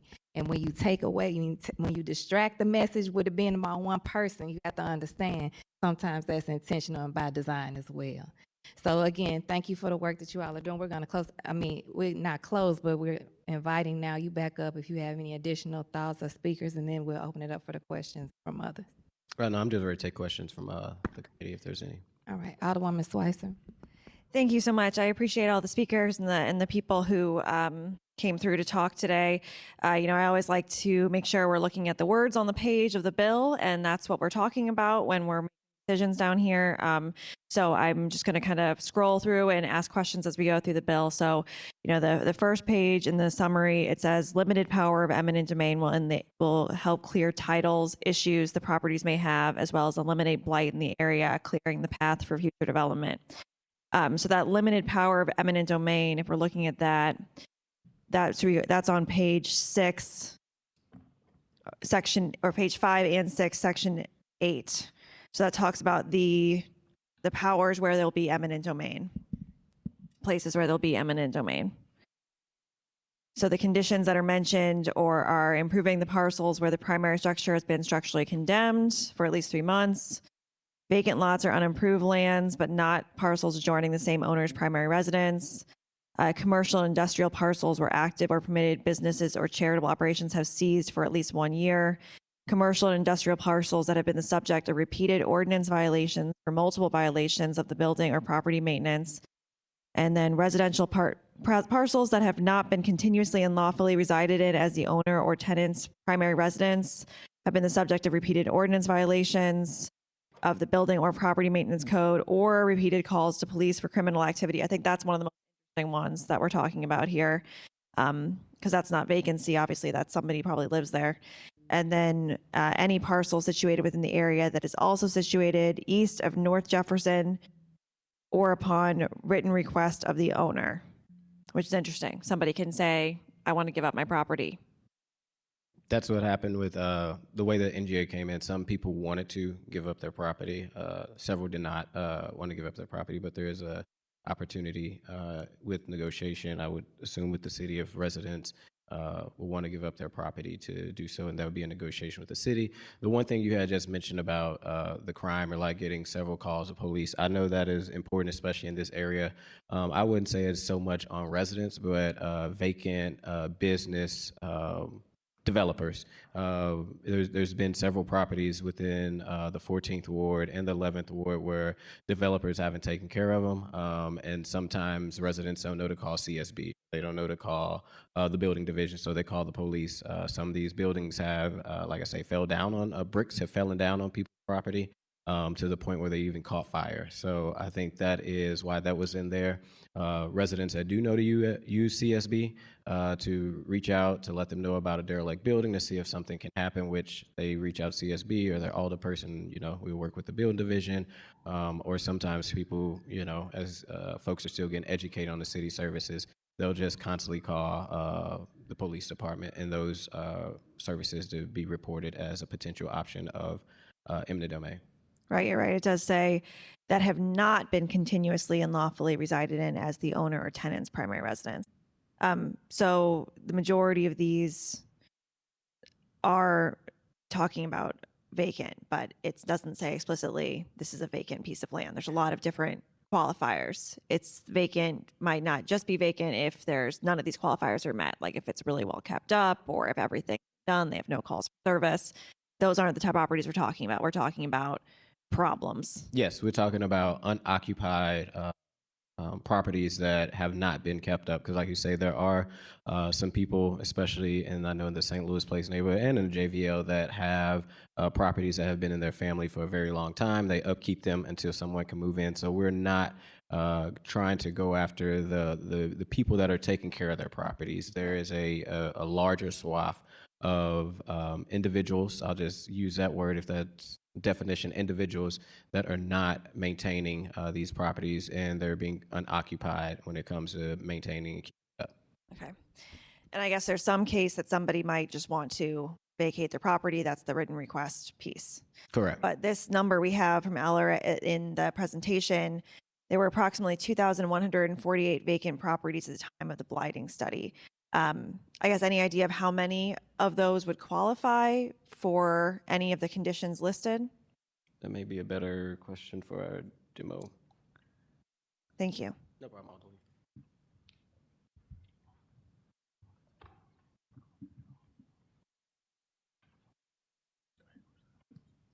Yeah, so of the 2,148, again, those were taken at the time of the blighting study.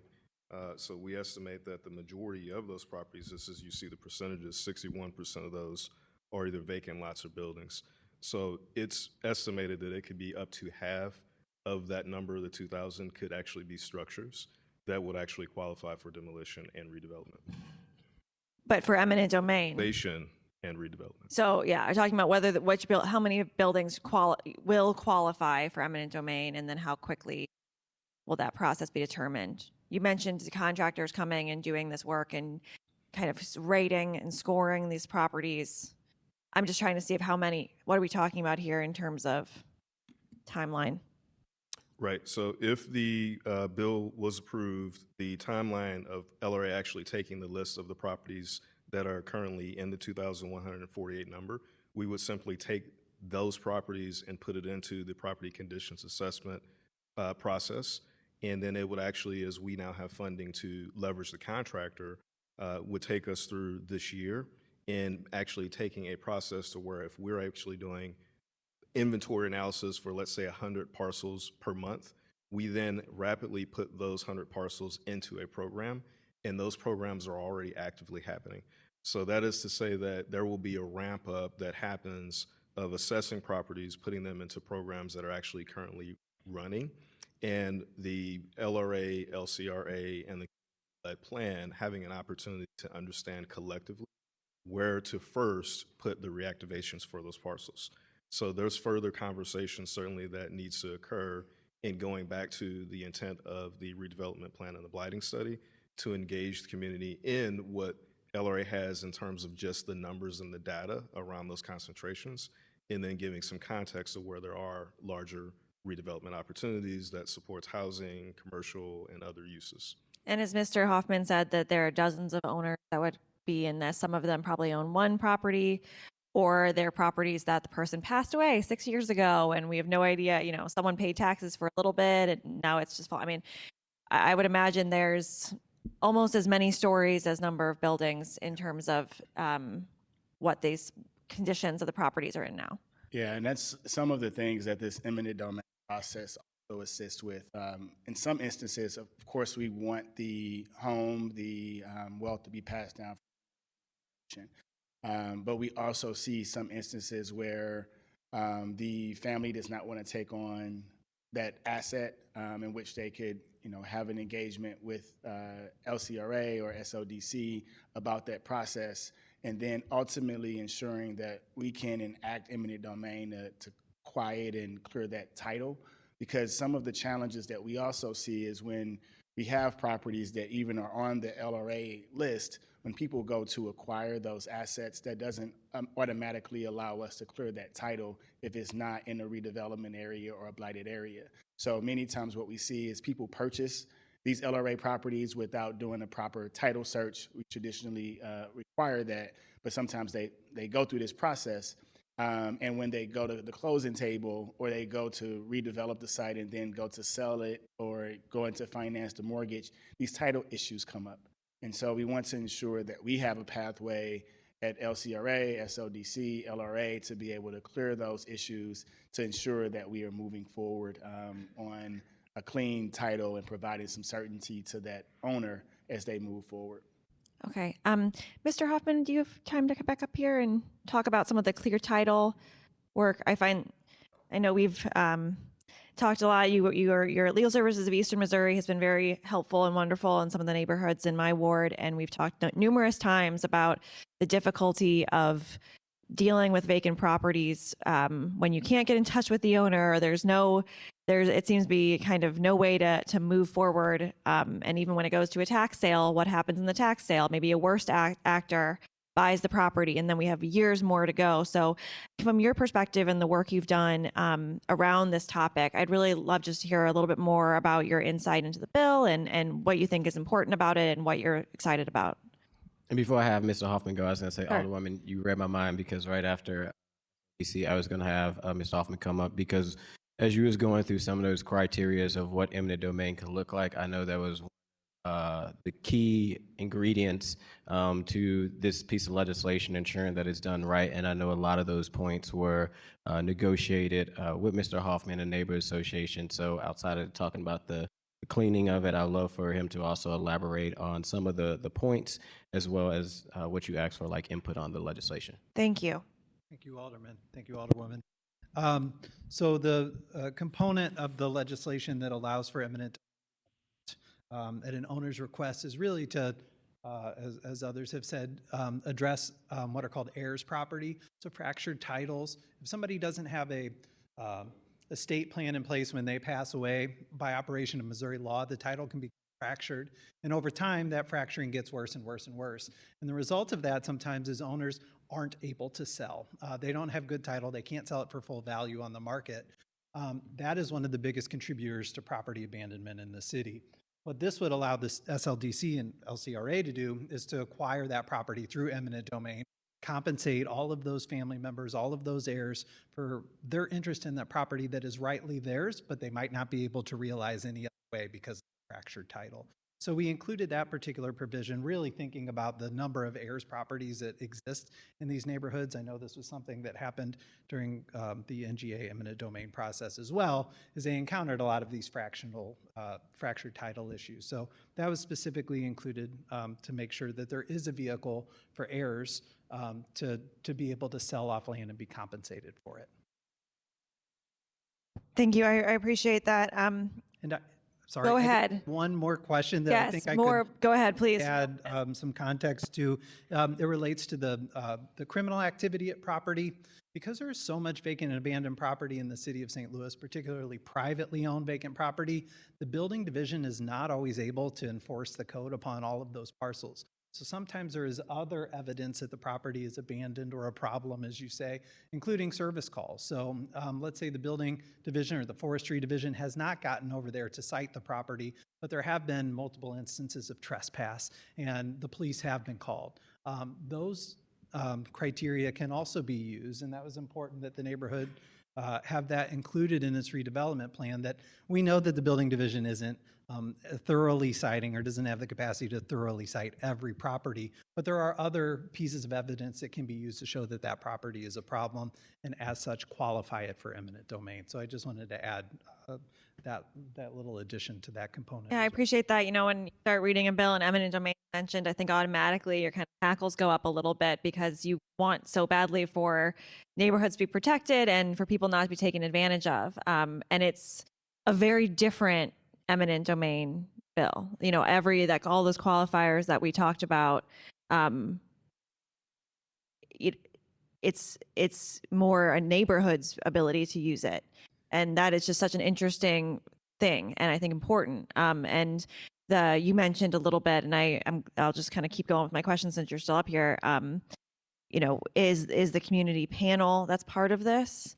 And I just want to know a little bit more about that. And I see that there will be people from each neighborhood who are appointed to the panel, and they'll be part of the approval process. And I guess I want to know at what point they're part of the approval process and how they fit into the already formal process that exists. Sure. So the community advisory panel, I have it on page 10, but it looks like it might be section 2, tax abatement, subsection B, community advisory panel. There are 1 to 2 residents from both the St. Louis Place neighborhood, 1 to 2 residents from the JVL neighborhood, and 1 business or nonprofit owner representative of the neighborhood where the high impact development proposal is planned. Essentially, this committee is able to hear large-scale proposals, so proposals over $1 million, and provide comment and feedback. There's additional safeguards in here that make sure that those development proposals first come to the community and are heard by the community in a public way, outside of maybe a hearing of this body or an administrative agency. So there are pathways in place for residents to hear about proposed development that has a significant impact in their neighborhood and then inform it through this community advisory panel. And while it doesn't give the neighborhood associations veto power over any development incentives, what it can do is encourage that developer to work with the neighborhood association to gain their support, to get support of this community advisory panel. To the extent that a development incentive is needed, there might be an opportunity for neighborhoods or residents to negotiate a community benefit agreement. So making sure that that development really benefits the residents of the neighborhoods who are affected by that. That could be requiring that developers hire people from within the neighborhoods to participate in the project. It could require dedicating green space or changing the design configurations. These are all recommendations that can be made by the community advisory panel for each development that is seeking assistance from the LCRA. Okay, so there are some conditions here for if people don't nominate anyone for the community advisory panel, what happens, timeline, things like that. So prior to any final determination by the authority, this hearing has to take place, but it doesn't necessarily say that they have to vote yes, no. They don't have to. It's not even a vote necessarily. It's more, have you had this hearing? Correct. Were these people part of it? More of a checkbox. That's correct. LCRA still has its own qualifications for whether a project should or should not receive financial assistance by the way of tax abatement. What this does is just add an extra protection, an extra layer of accountability for that developer.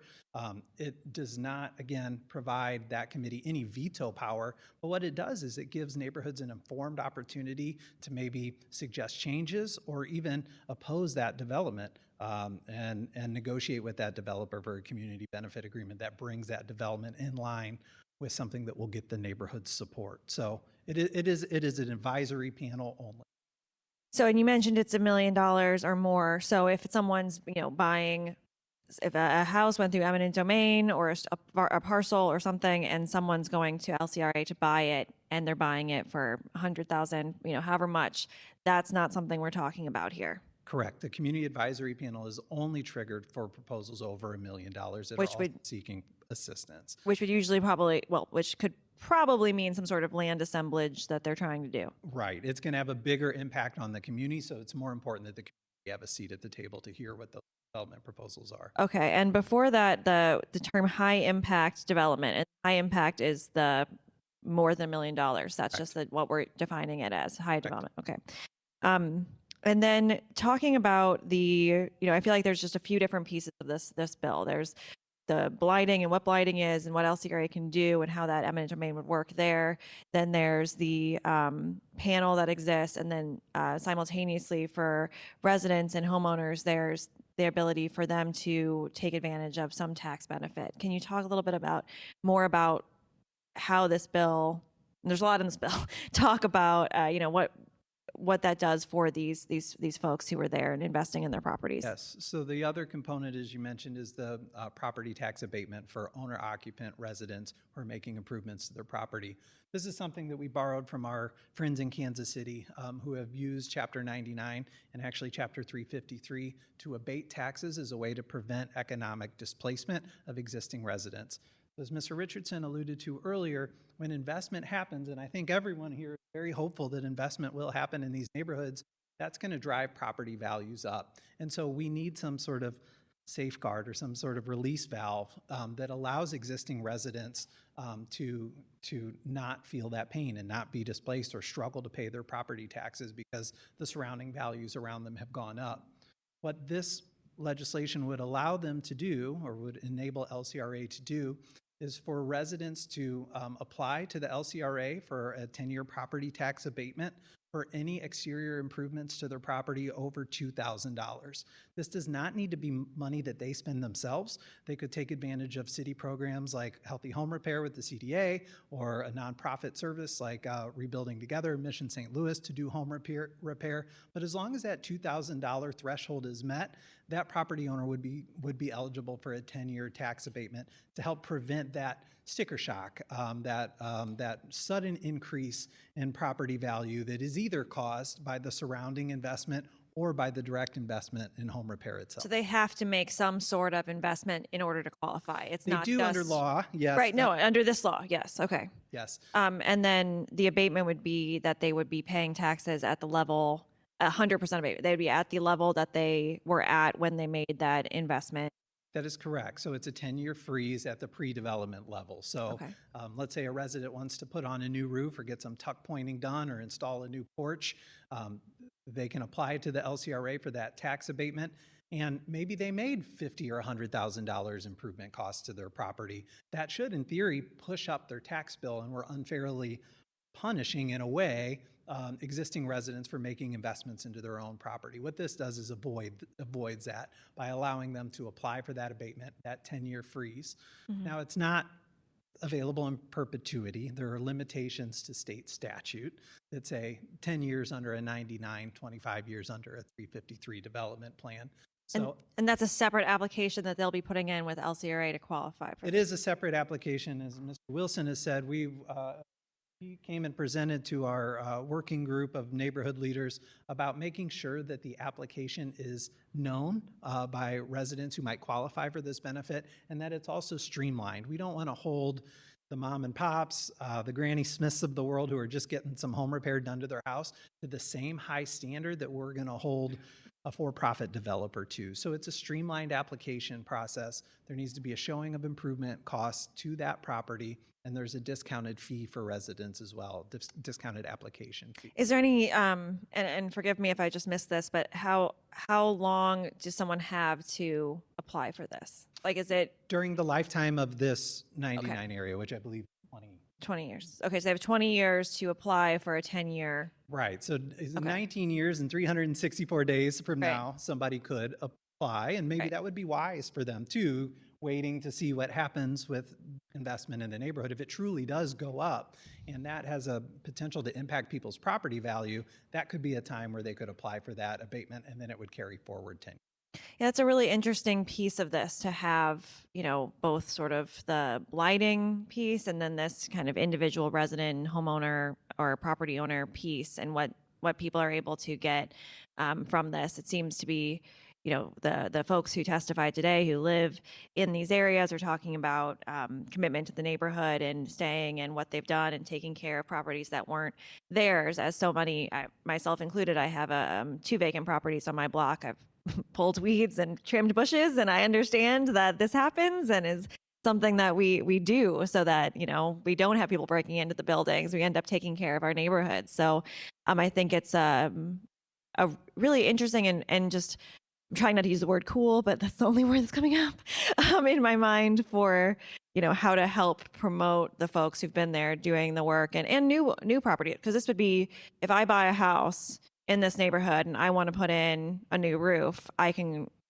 So existing residents have kind of this expedited process and the clear threshold. New owners can apply for abatement just the way anyone would, but it is not for if you don't already exist at the time of this. Right. This tool is Interesting. really primarily designed for residents, by residents for residents, to make sure that in neighborhoods like JVL and St. Louis Place, you've heard folks testify that they've spent hundreds of thousands of dollars, years and years and years, only to not be able to build any equity in their home because of the decline around them. And so, the only reason that any future projects are going to happen in these neighborhoods is because you have a solid foundation of residents who have been there and continue to invest and maintain their properties. And this is a vehicle for them to continue to do that, and the city to show them that this is what we want. We want you to stay in your neighborhood. We want you to continue to invest here. And as such, we're going to make sure that you're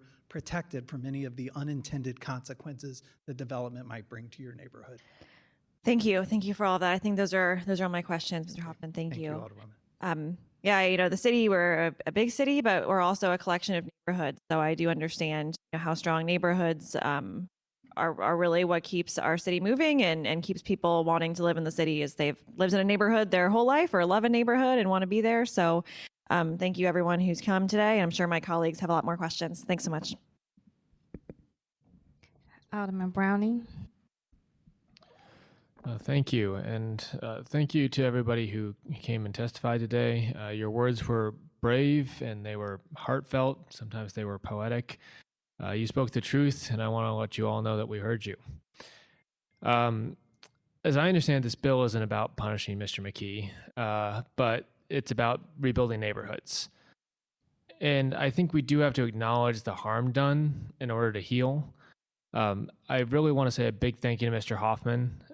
I can't say enough to acknowledge the good that you do for our city, and this is just one of the many things that you have worked on that just will have impacts beyond your time here on Earth. So I just heartfelt thank you to you as well. I have to wonder how many of these parcels that we're talking about using eminent domain on owe back taxes, have water and sewer liens. How many buildings owned by any of these property owners, but particularly one, have collapsed or burned while in their holdings? I have a question for those who participated in the community engagement that was done around this development. Did Mr. McKee attend any of these community engagement sessions? So what I see today is we have a bunch of residents who are in support, and we have a line of attorneys representing Mr. Key in opposition. Is Mr. McKee present today? I think that says everything.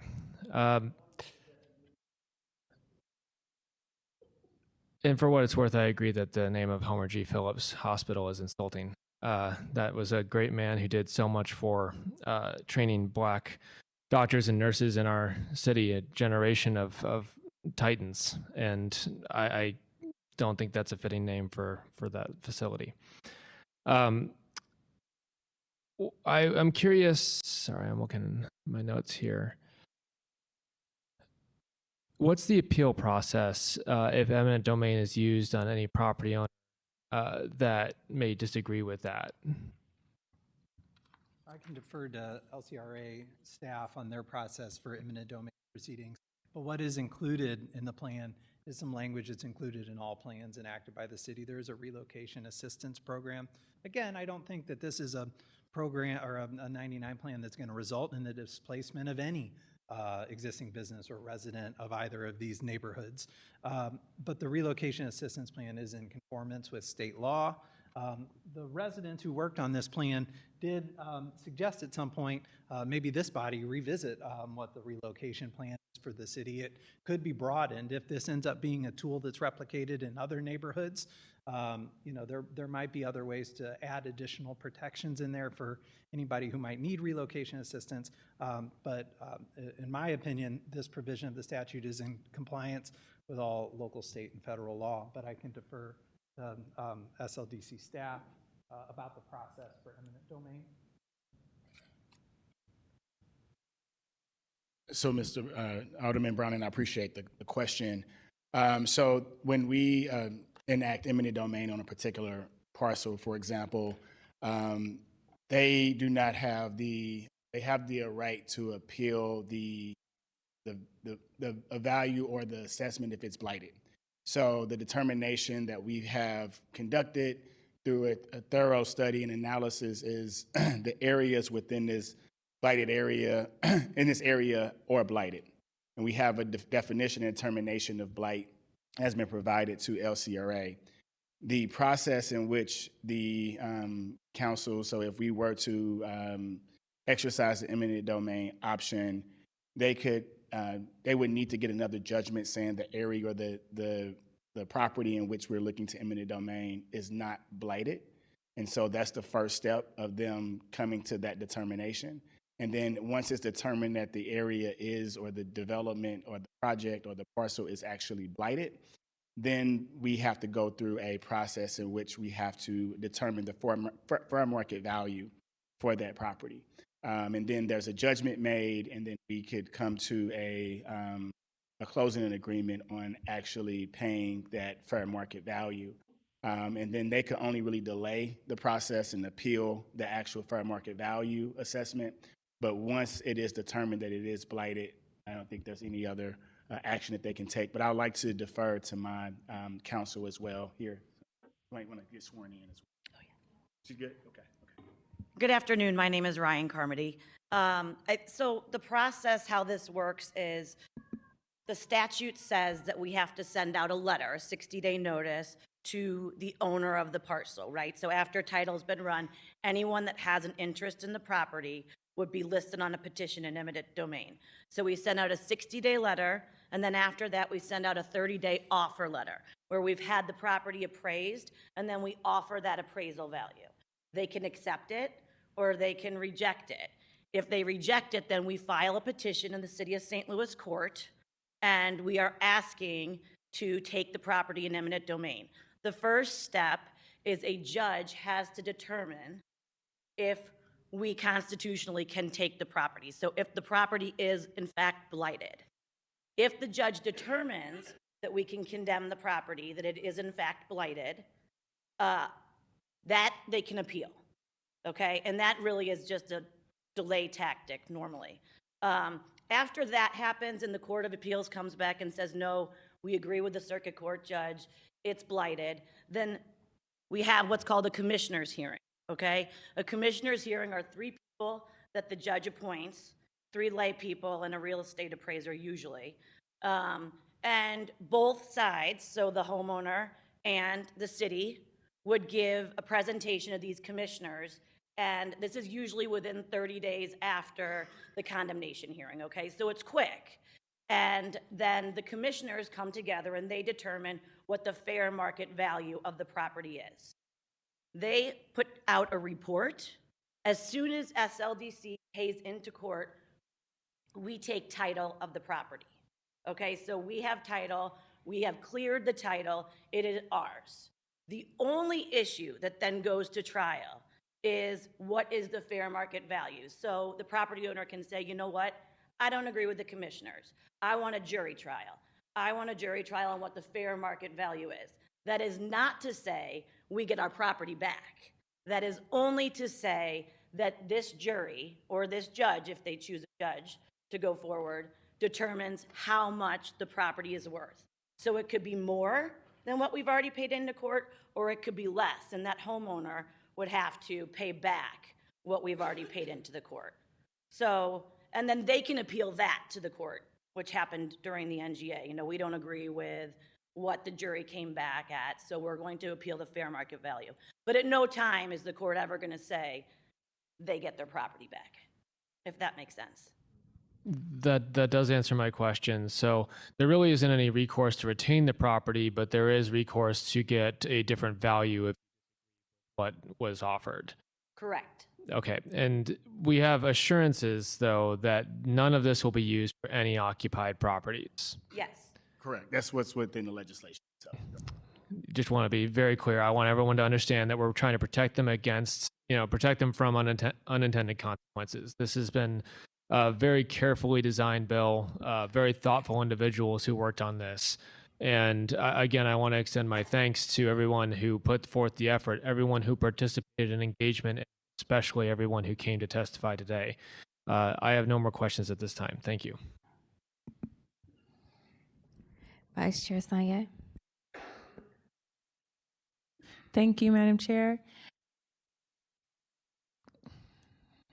I was going to ask why Mr. Key wasn't here, but I'll just let that go and just uplift what my colleagues have mentioned, that I think is very telling that only the are present.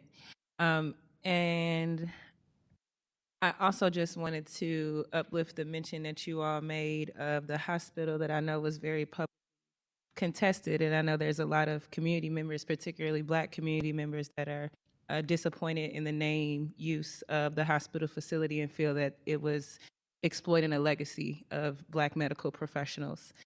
I had a question about of the parcels that are within the trajectory of this, of this bill. Do we have an idea of how many of those parcels are owned by Northside Regeneration? And perhaps you all could speak to the conditions of them? That's probably more for Mr. McKee's attorneys.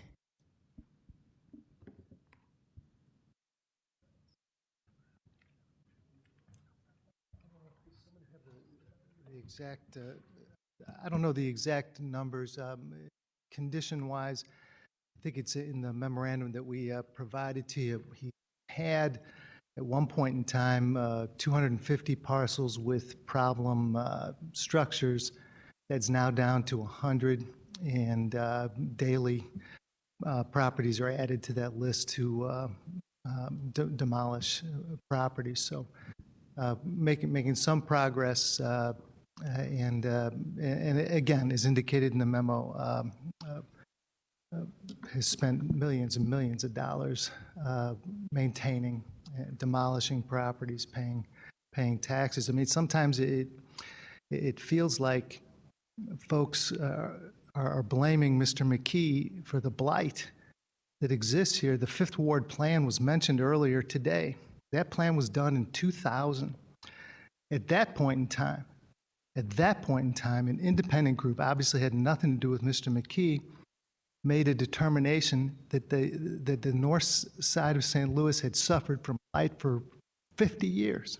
At that point in time, I mean, and it's been referred to the north of Del Mar and all that. It's true, and the only person who has stepped in, and I know this is apparently not the audience to tell it to, but the only person who has tried has been Mr. McKee. And he is making progress on his buildings. The city is the biggest owner of problem buildings, not Mr. McKee. Thank you. I would like to add, to your point about that being a discussion for a long time. into the cost. I know Mr. McKee has also been awarded millions of dollars from the city to invest in those properties and tax credits. Not correct. That's not correct. No, it is not correct. Okay, I won't debate it, but I also will also uplift that you said, this might not be the audience for it. It's very telling when the audience for it is not the residents of that community. I'm just judging by the comments. I know there's a lot of venom here over Mr. McKee. The hospital, I haven't been that involved with the hospital. I appreciate the concerns that have been raised about the name, but how about the hospital? He put a hospital in North St. Louis. I mean, come on, we have to give credit where credit Right, is. that's okay. Perhaps some of the tax credits came from the state for this. Well, I'd like to speak to, I've been involved in the very beginning, and I want to straighten out some things. We've opened in the last few weeks, so I can be more open about what our plans are, so you guys understand this narrative that he's trying to take advantage. Actually, Mr. McKee didn't name the hospital. He's a member of the board. I'm a member of the board. It was kind of my idea, and this is why. And we can come out and tell our plans now. We're affiliated with a medical school that specializes in training Black doctors. Okay, they are, and they've got a campus here in St. Louis on the corner of Jefferson and Market, and they're going to move to the Pruitt-Igoe site right next to the hospital. So the idea of the name of Homer G. Phillips was to actually give homage and respect the fact that this new medical campus is going to be the largest education facility for Black doctors in the United States. So I think that really gives some perspective as to what the name is. But a couple other points we wanted to make. There's been a lot of talk about Mr. McKee's presence. I think at every meeting that Project Connect has had, we've had representatives there. We haven't missed one.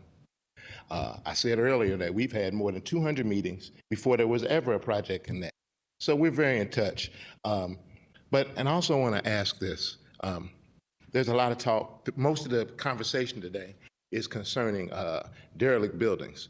Well, one, I am not comfortable with the whole definition of Northside regeneration being defined by vacant buildings.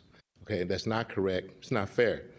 And on the vacant building piece, I don't know if you guys are aware, most of you are kind of new in your roles, but we had a proposal in front of the state of Missouri, Department of Economic Development, for a brownfields assistance to knock down all of these buildings.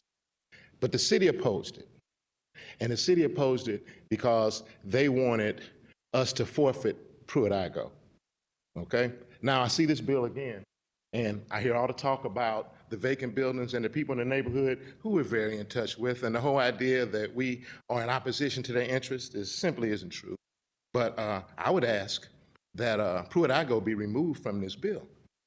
From all the conversation and testimony I've heard about vacant and derelict buildings, where there are no vacant and derelict buildings on the Pruitt-Igoe site.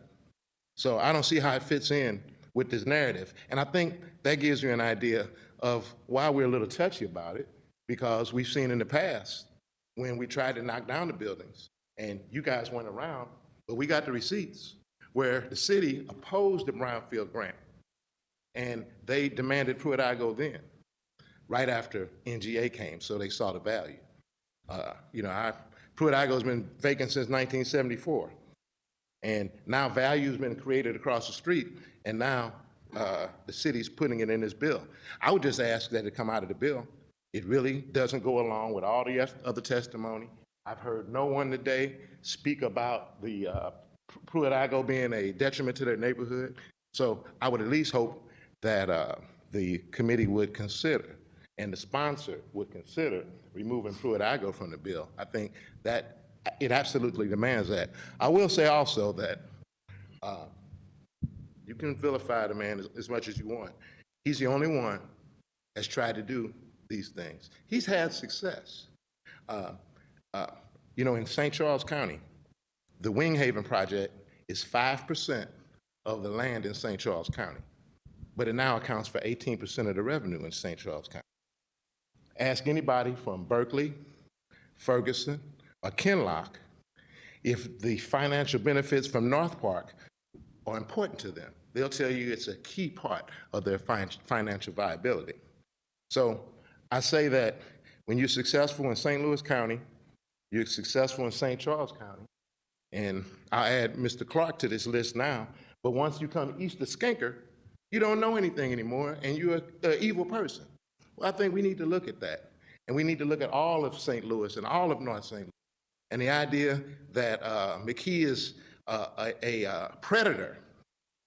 Well, most predators don't spend $100 million before they get their victim. And I'll leave with that I hope that you guys would, at a minimum today, remove Pruitt-Igoe from it. That would do a lot to relieve what we see is a land grab by unnamed developers and a group I call not-for-profiteers, okay? I've been in North St. Louis for years. All this development that's been suggested by not-for-profits, well, you know, that's just not how it happens.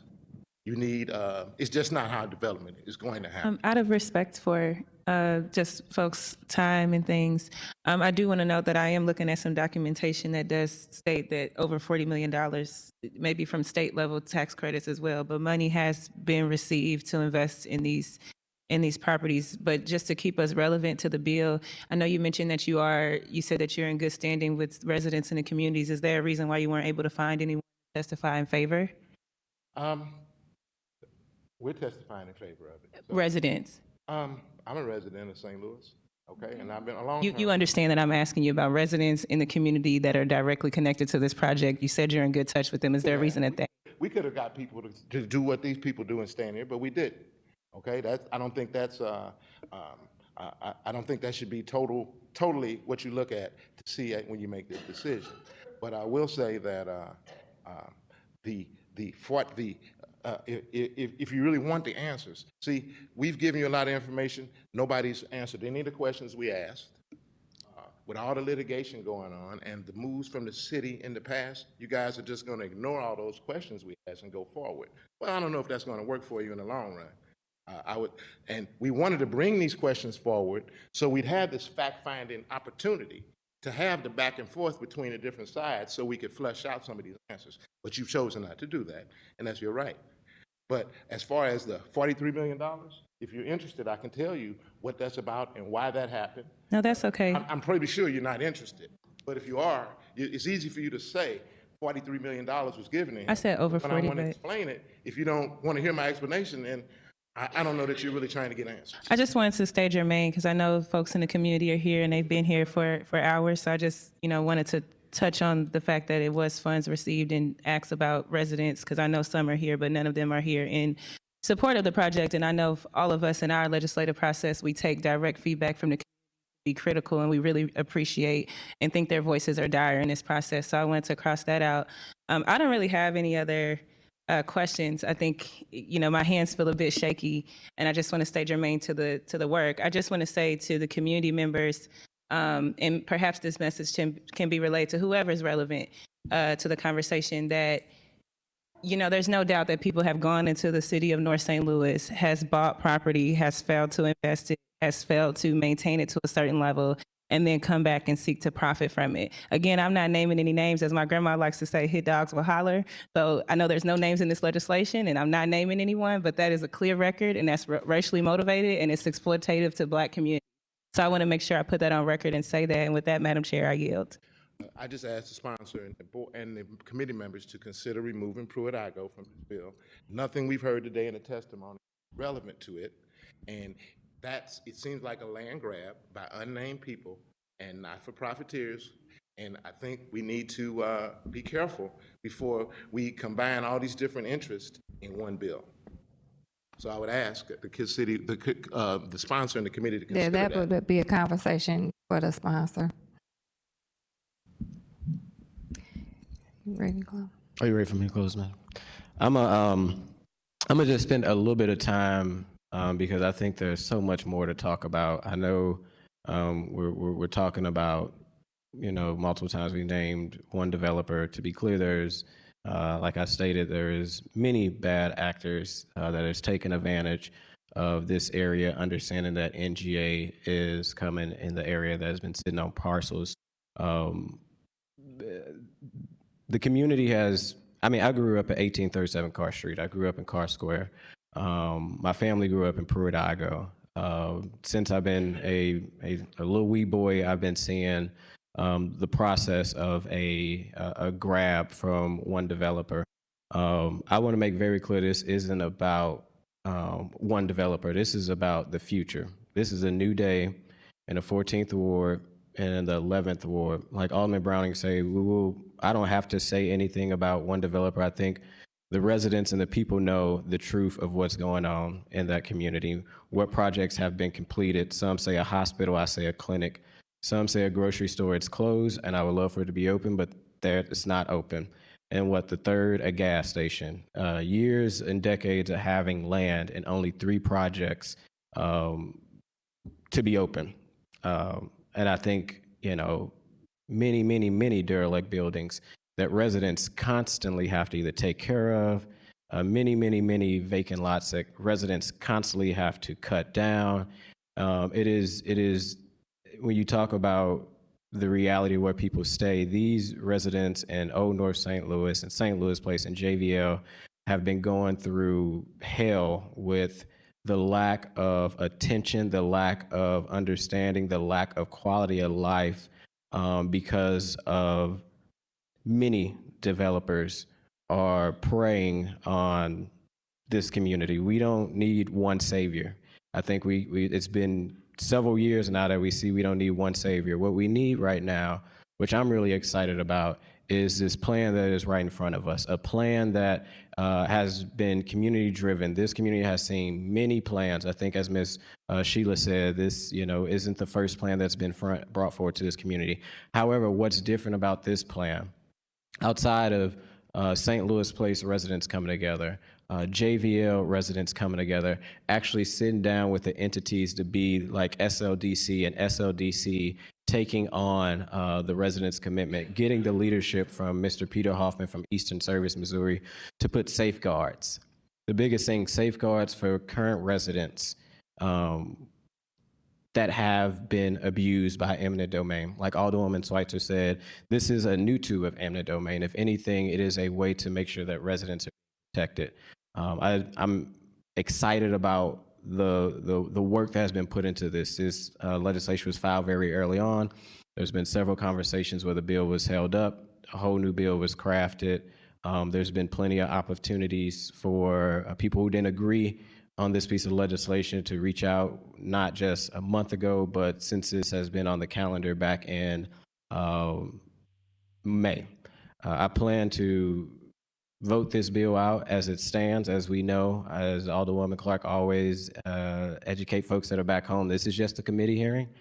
This isn't the end process. However, I don't, in the foreseeable future, see any changes coming out of this bill. Again, I want to give a huge shout out to all the players that made this happen. This is the way that we do development. I know this is probably one of the largest eminent domain bills the city has had, 821 acres of land, which has made residents be very fearful. But residents have been at the table every step of the way. And I made it very clear to residents, as long as I'm alderman, not one resident that live in their existing home that's occupied will ever be eminent domain under my watch. We absolutely deserve to have tools. We absolutely deserve to have tools to have our community improved. And I think this is a great method to be able to do it. It's an honor to just been a voice. But honestly, this bill isn't Alderman Aldridge's bill. This bill is the residents of the 14th Ward and the 11th Ward that have come together, that have worked with city departments, that have worked with Eastern Legal Services of Missouri to make sure that their future, to make sure that their community, to make sure that our community get to see a brighter day. We're not going backwards. I'm not even going to talk about the past. I'm excited what's able to move forward in the future. And with that, unless there's any other questions, I close and I'll ask for a due pass recommendation. I make a motion that we pass Board Bill 174 with the due pass recommendation.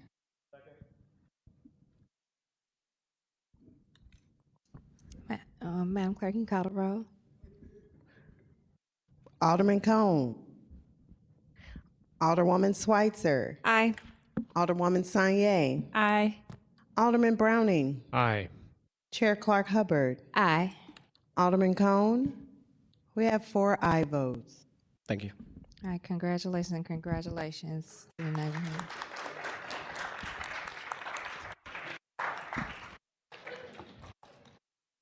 Okay, did we have any written testimony? Madam Clerk? Madam Clerk, Madam Clerk? do we have any written testimony? That's okay. Have any written testimony? She thought we was out. Right, we all. Any written testimony? 7 support, 2 in opposition, or 1 in opposition. 7 support and 1 in opposition. Okay. We're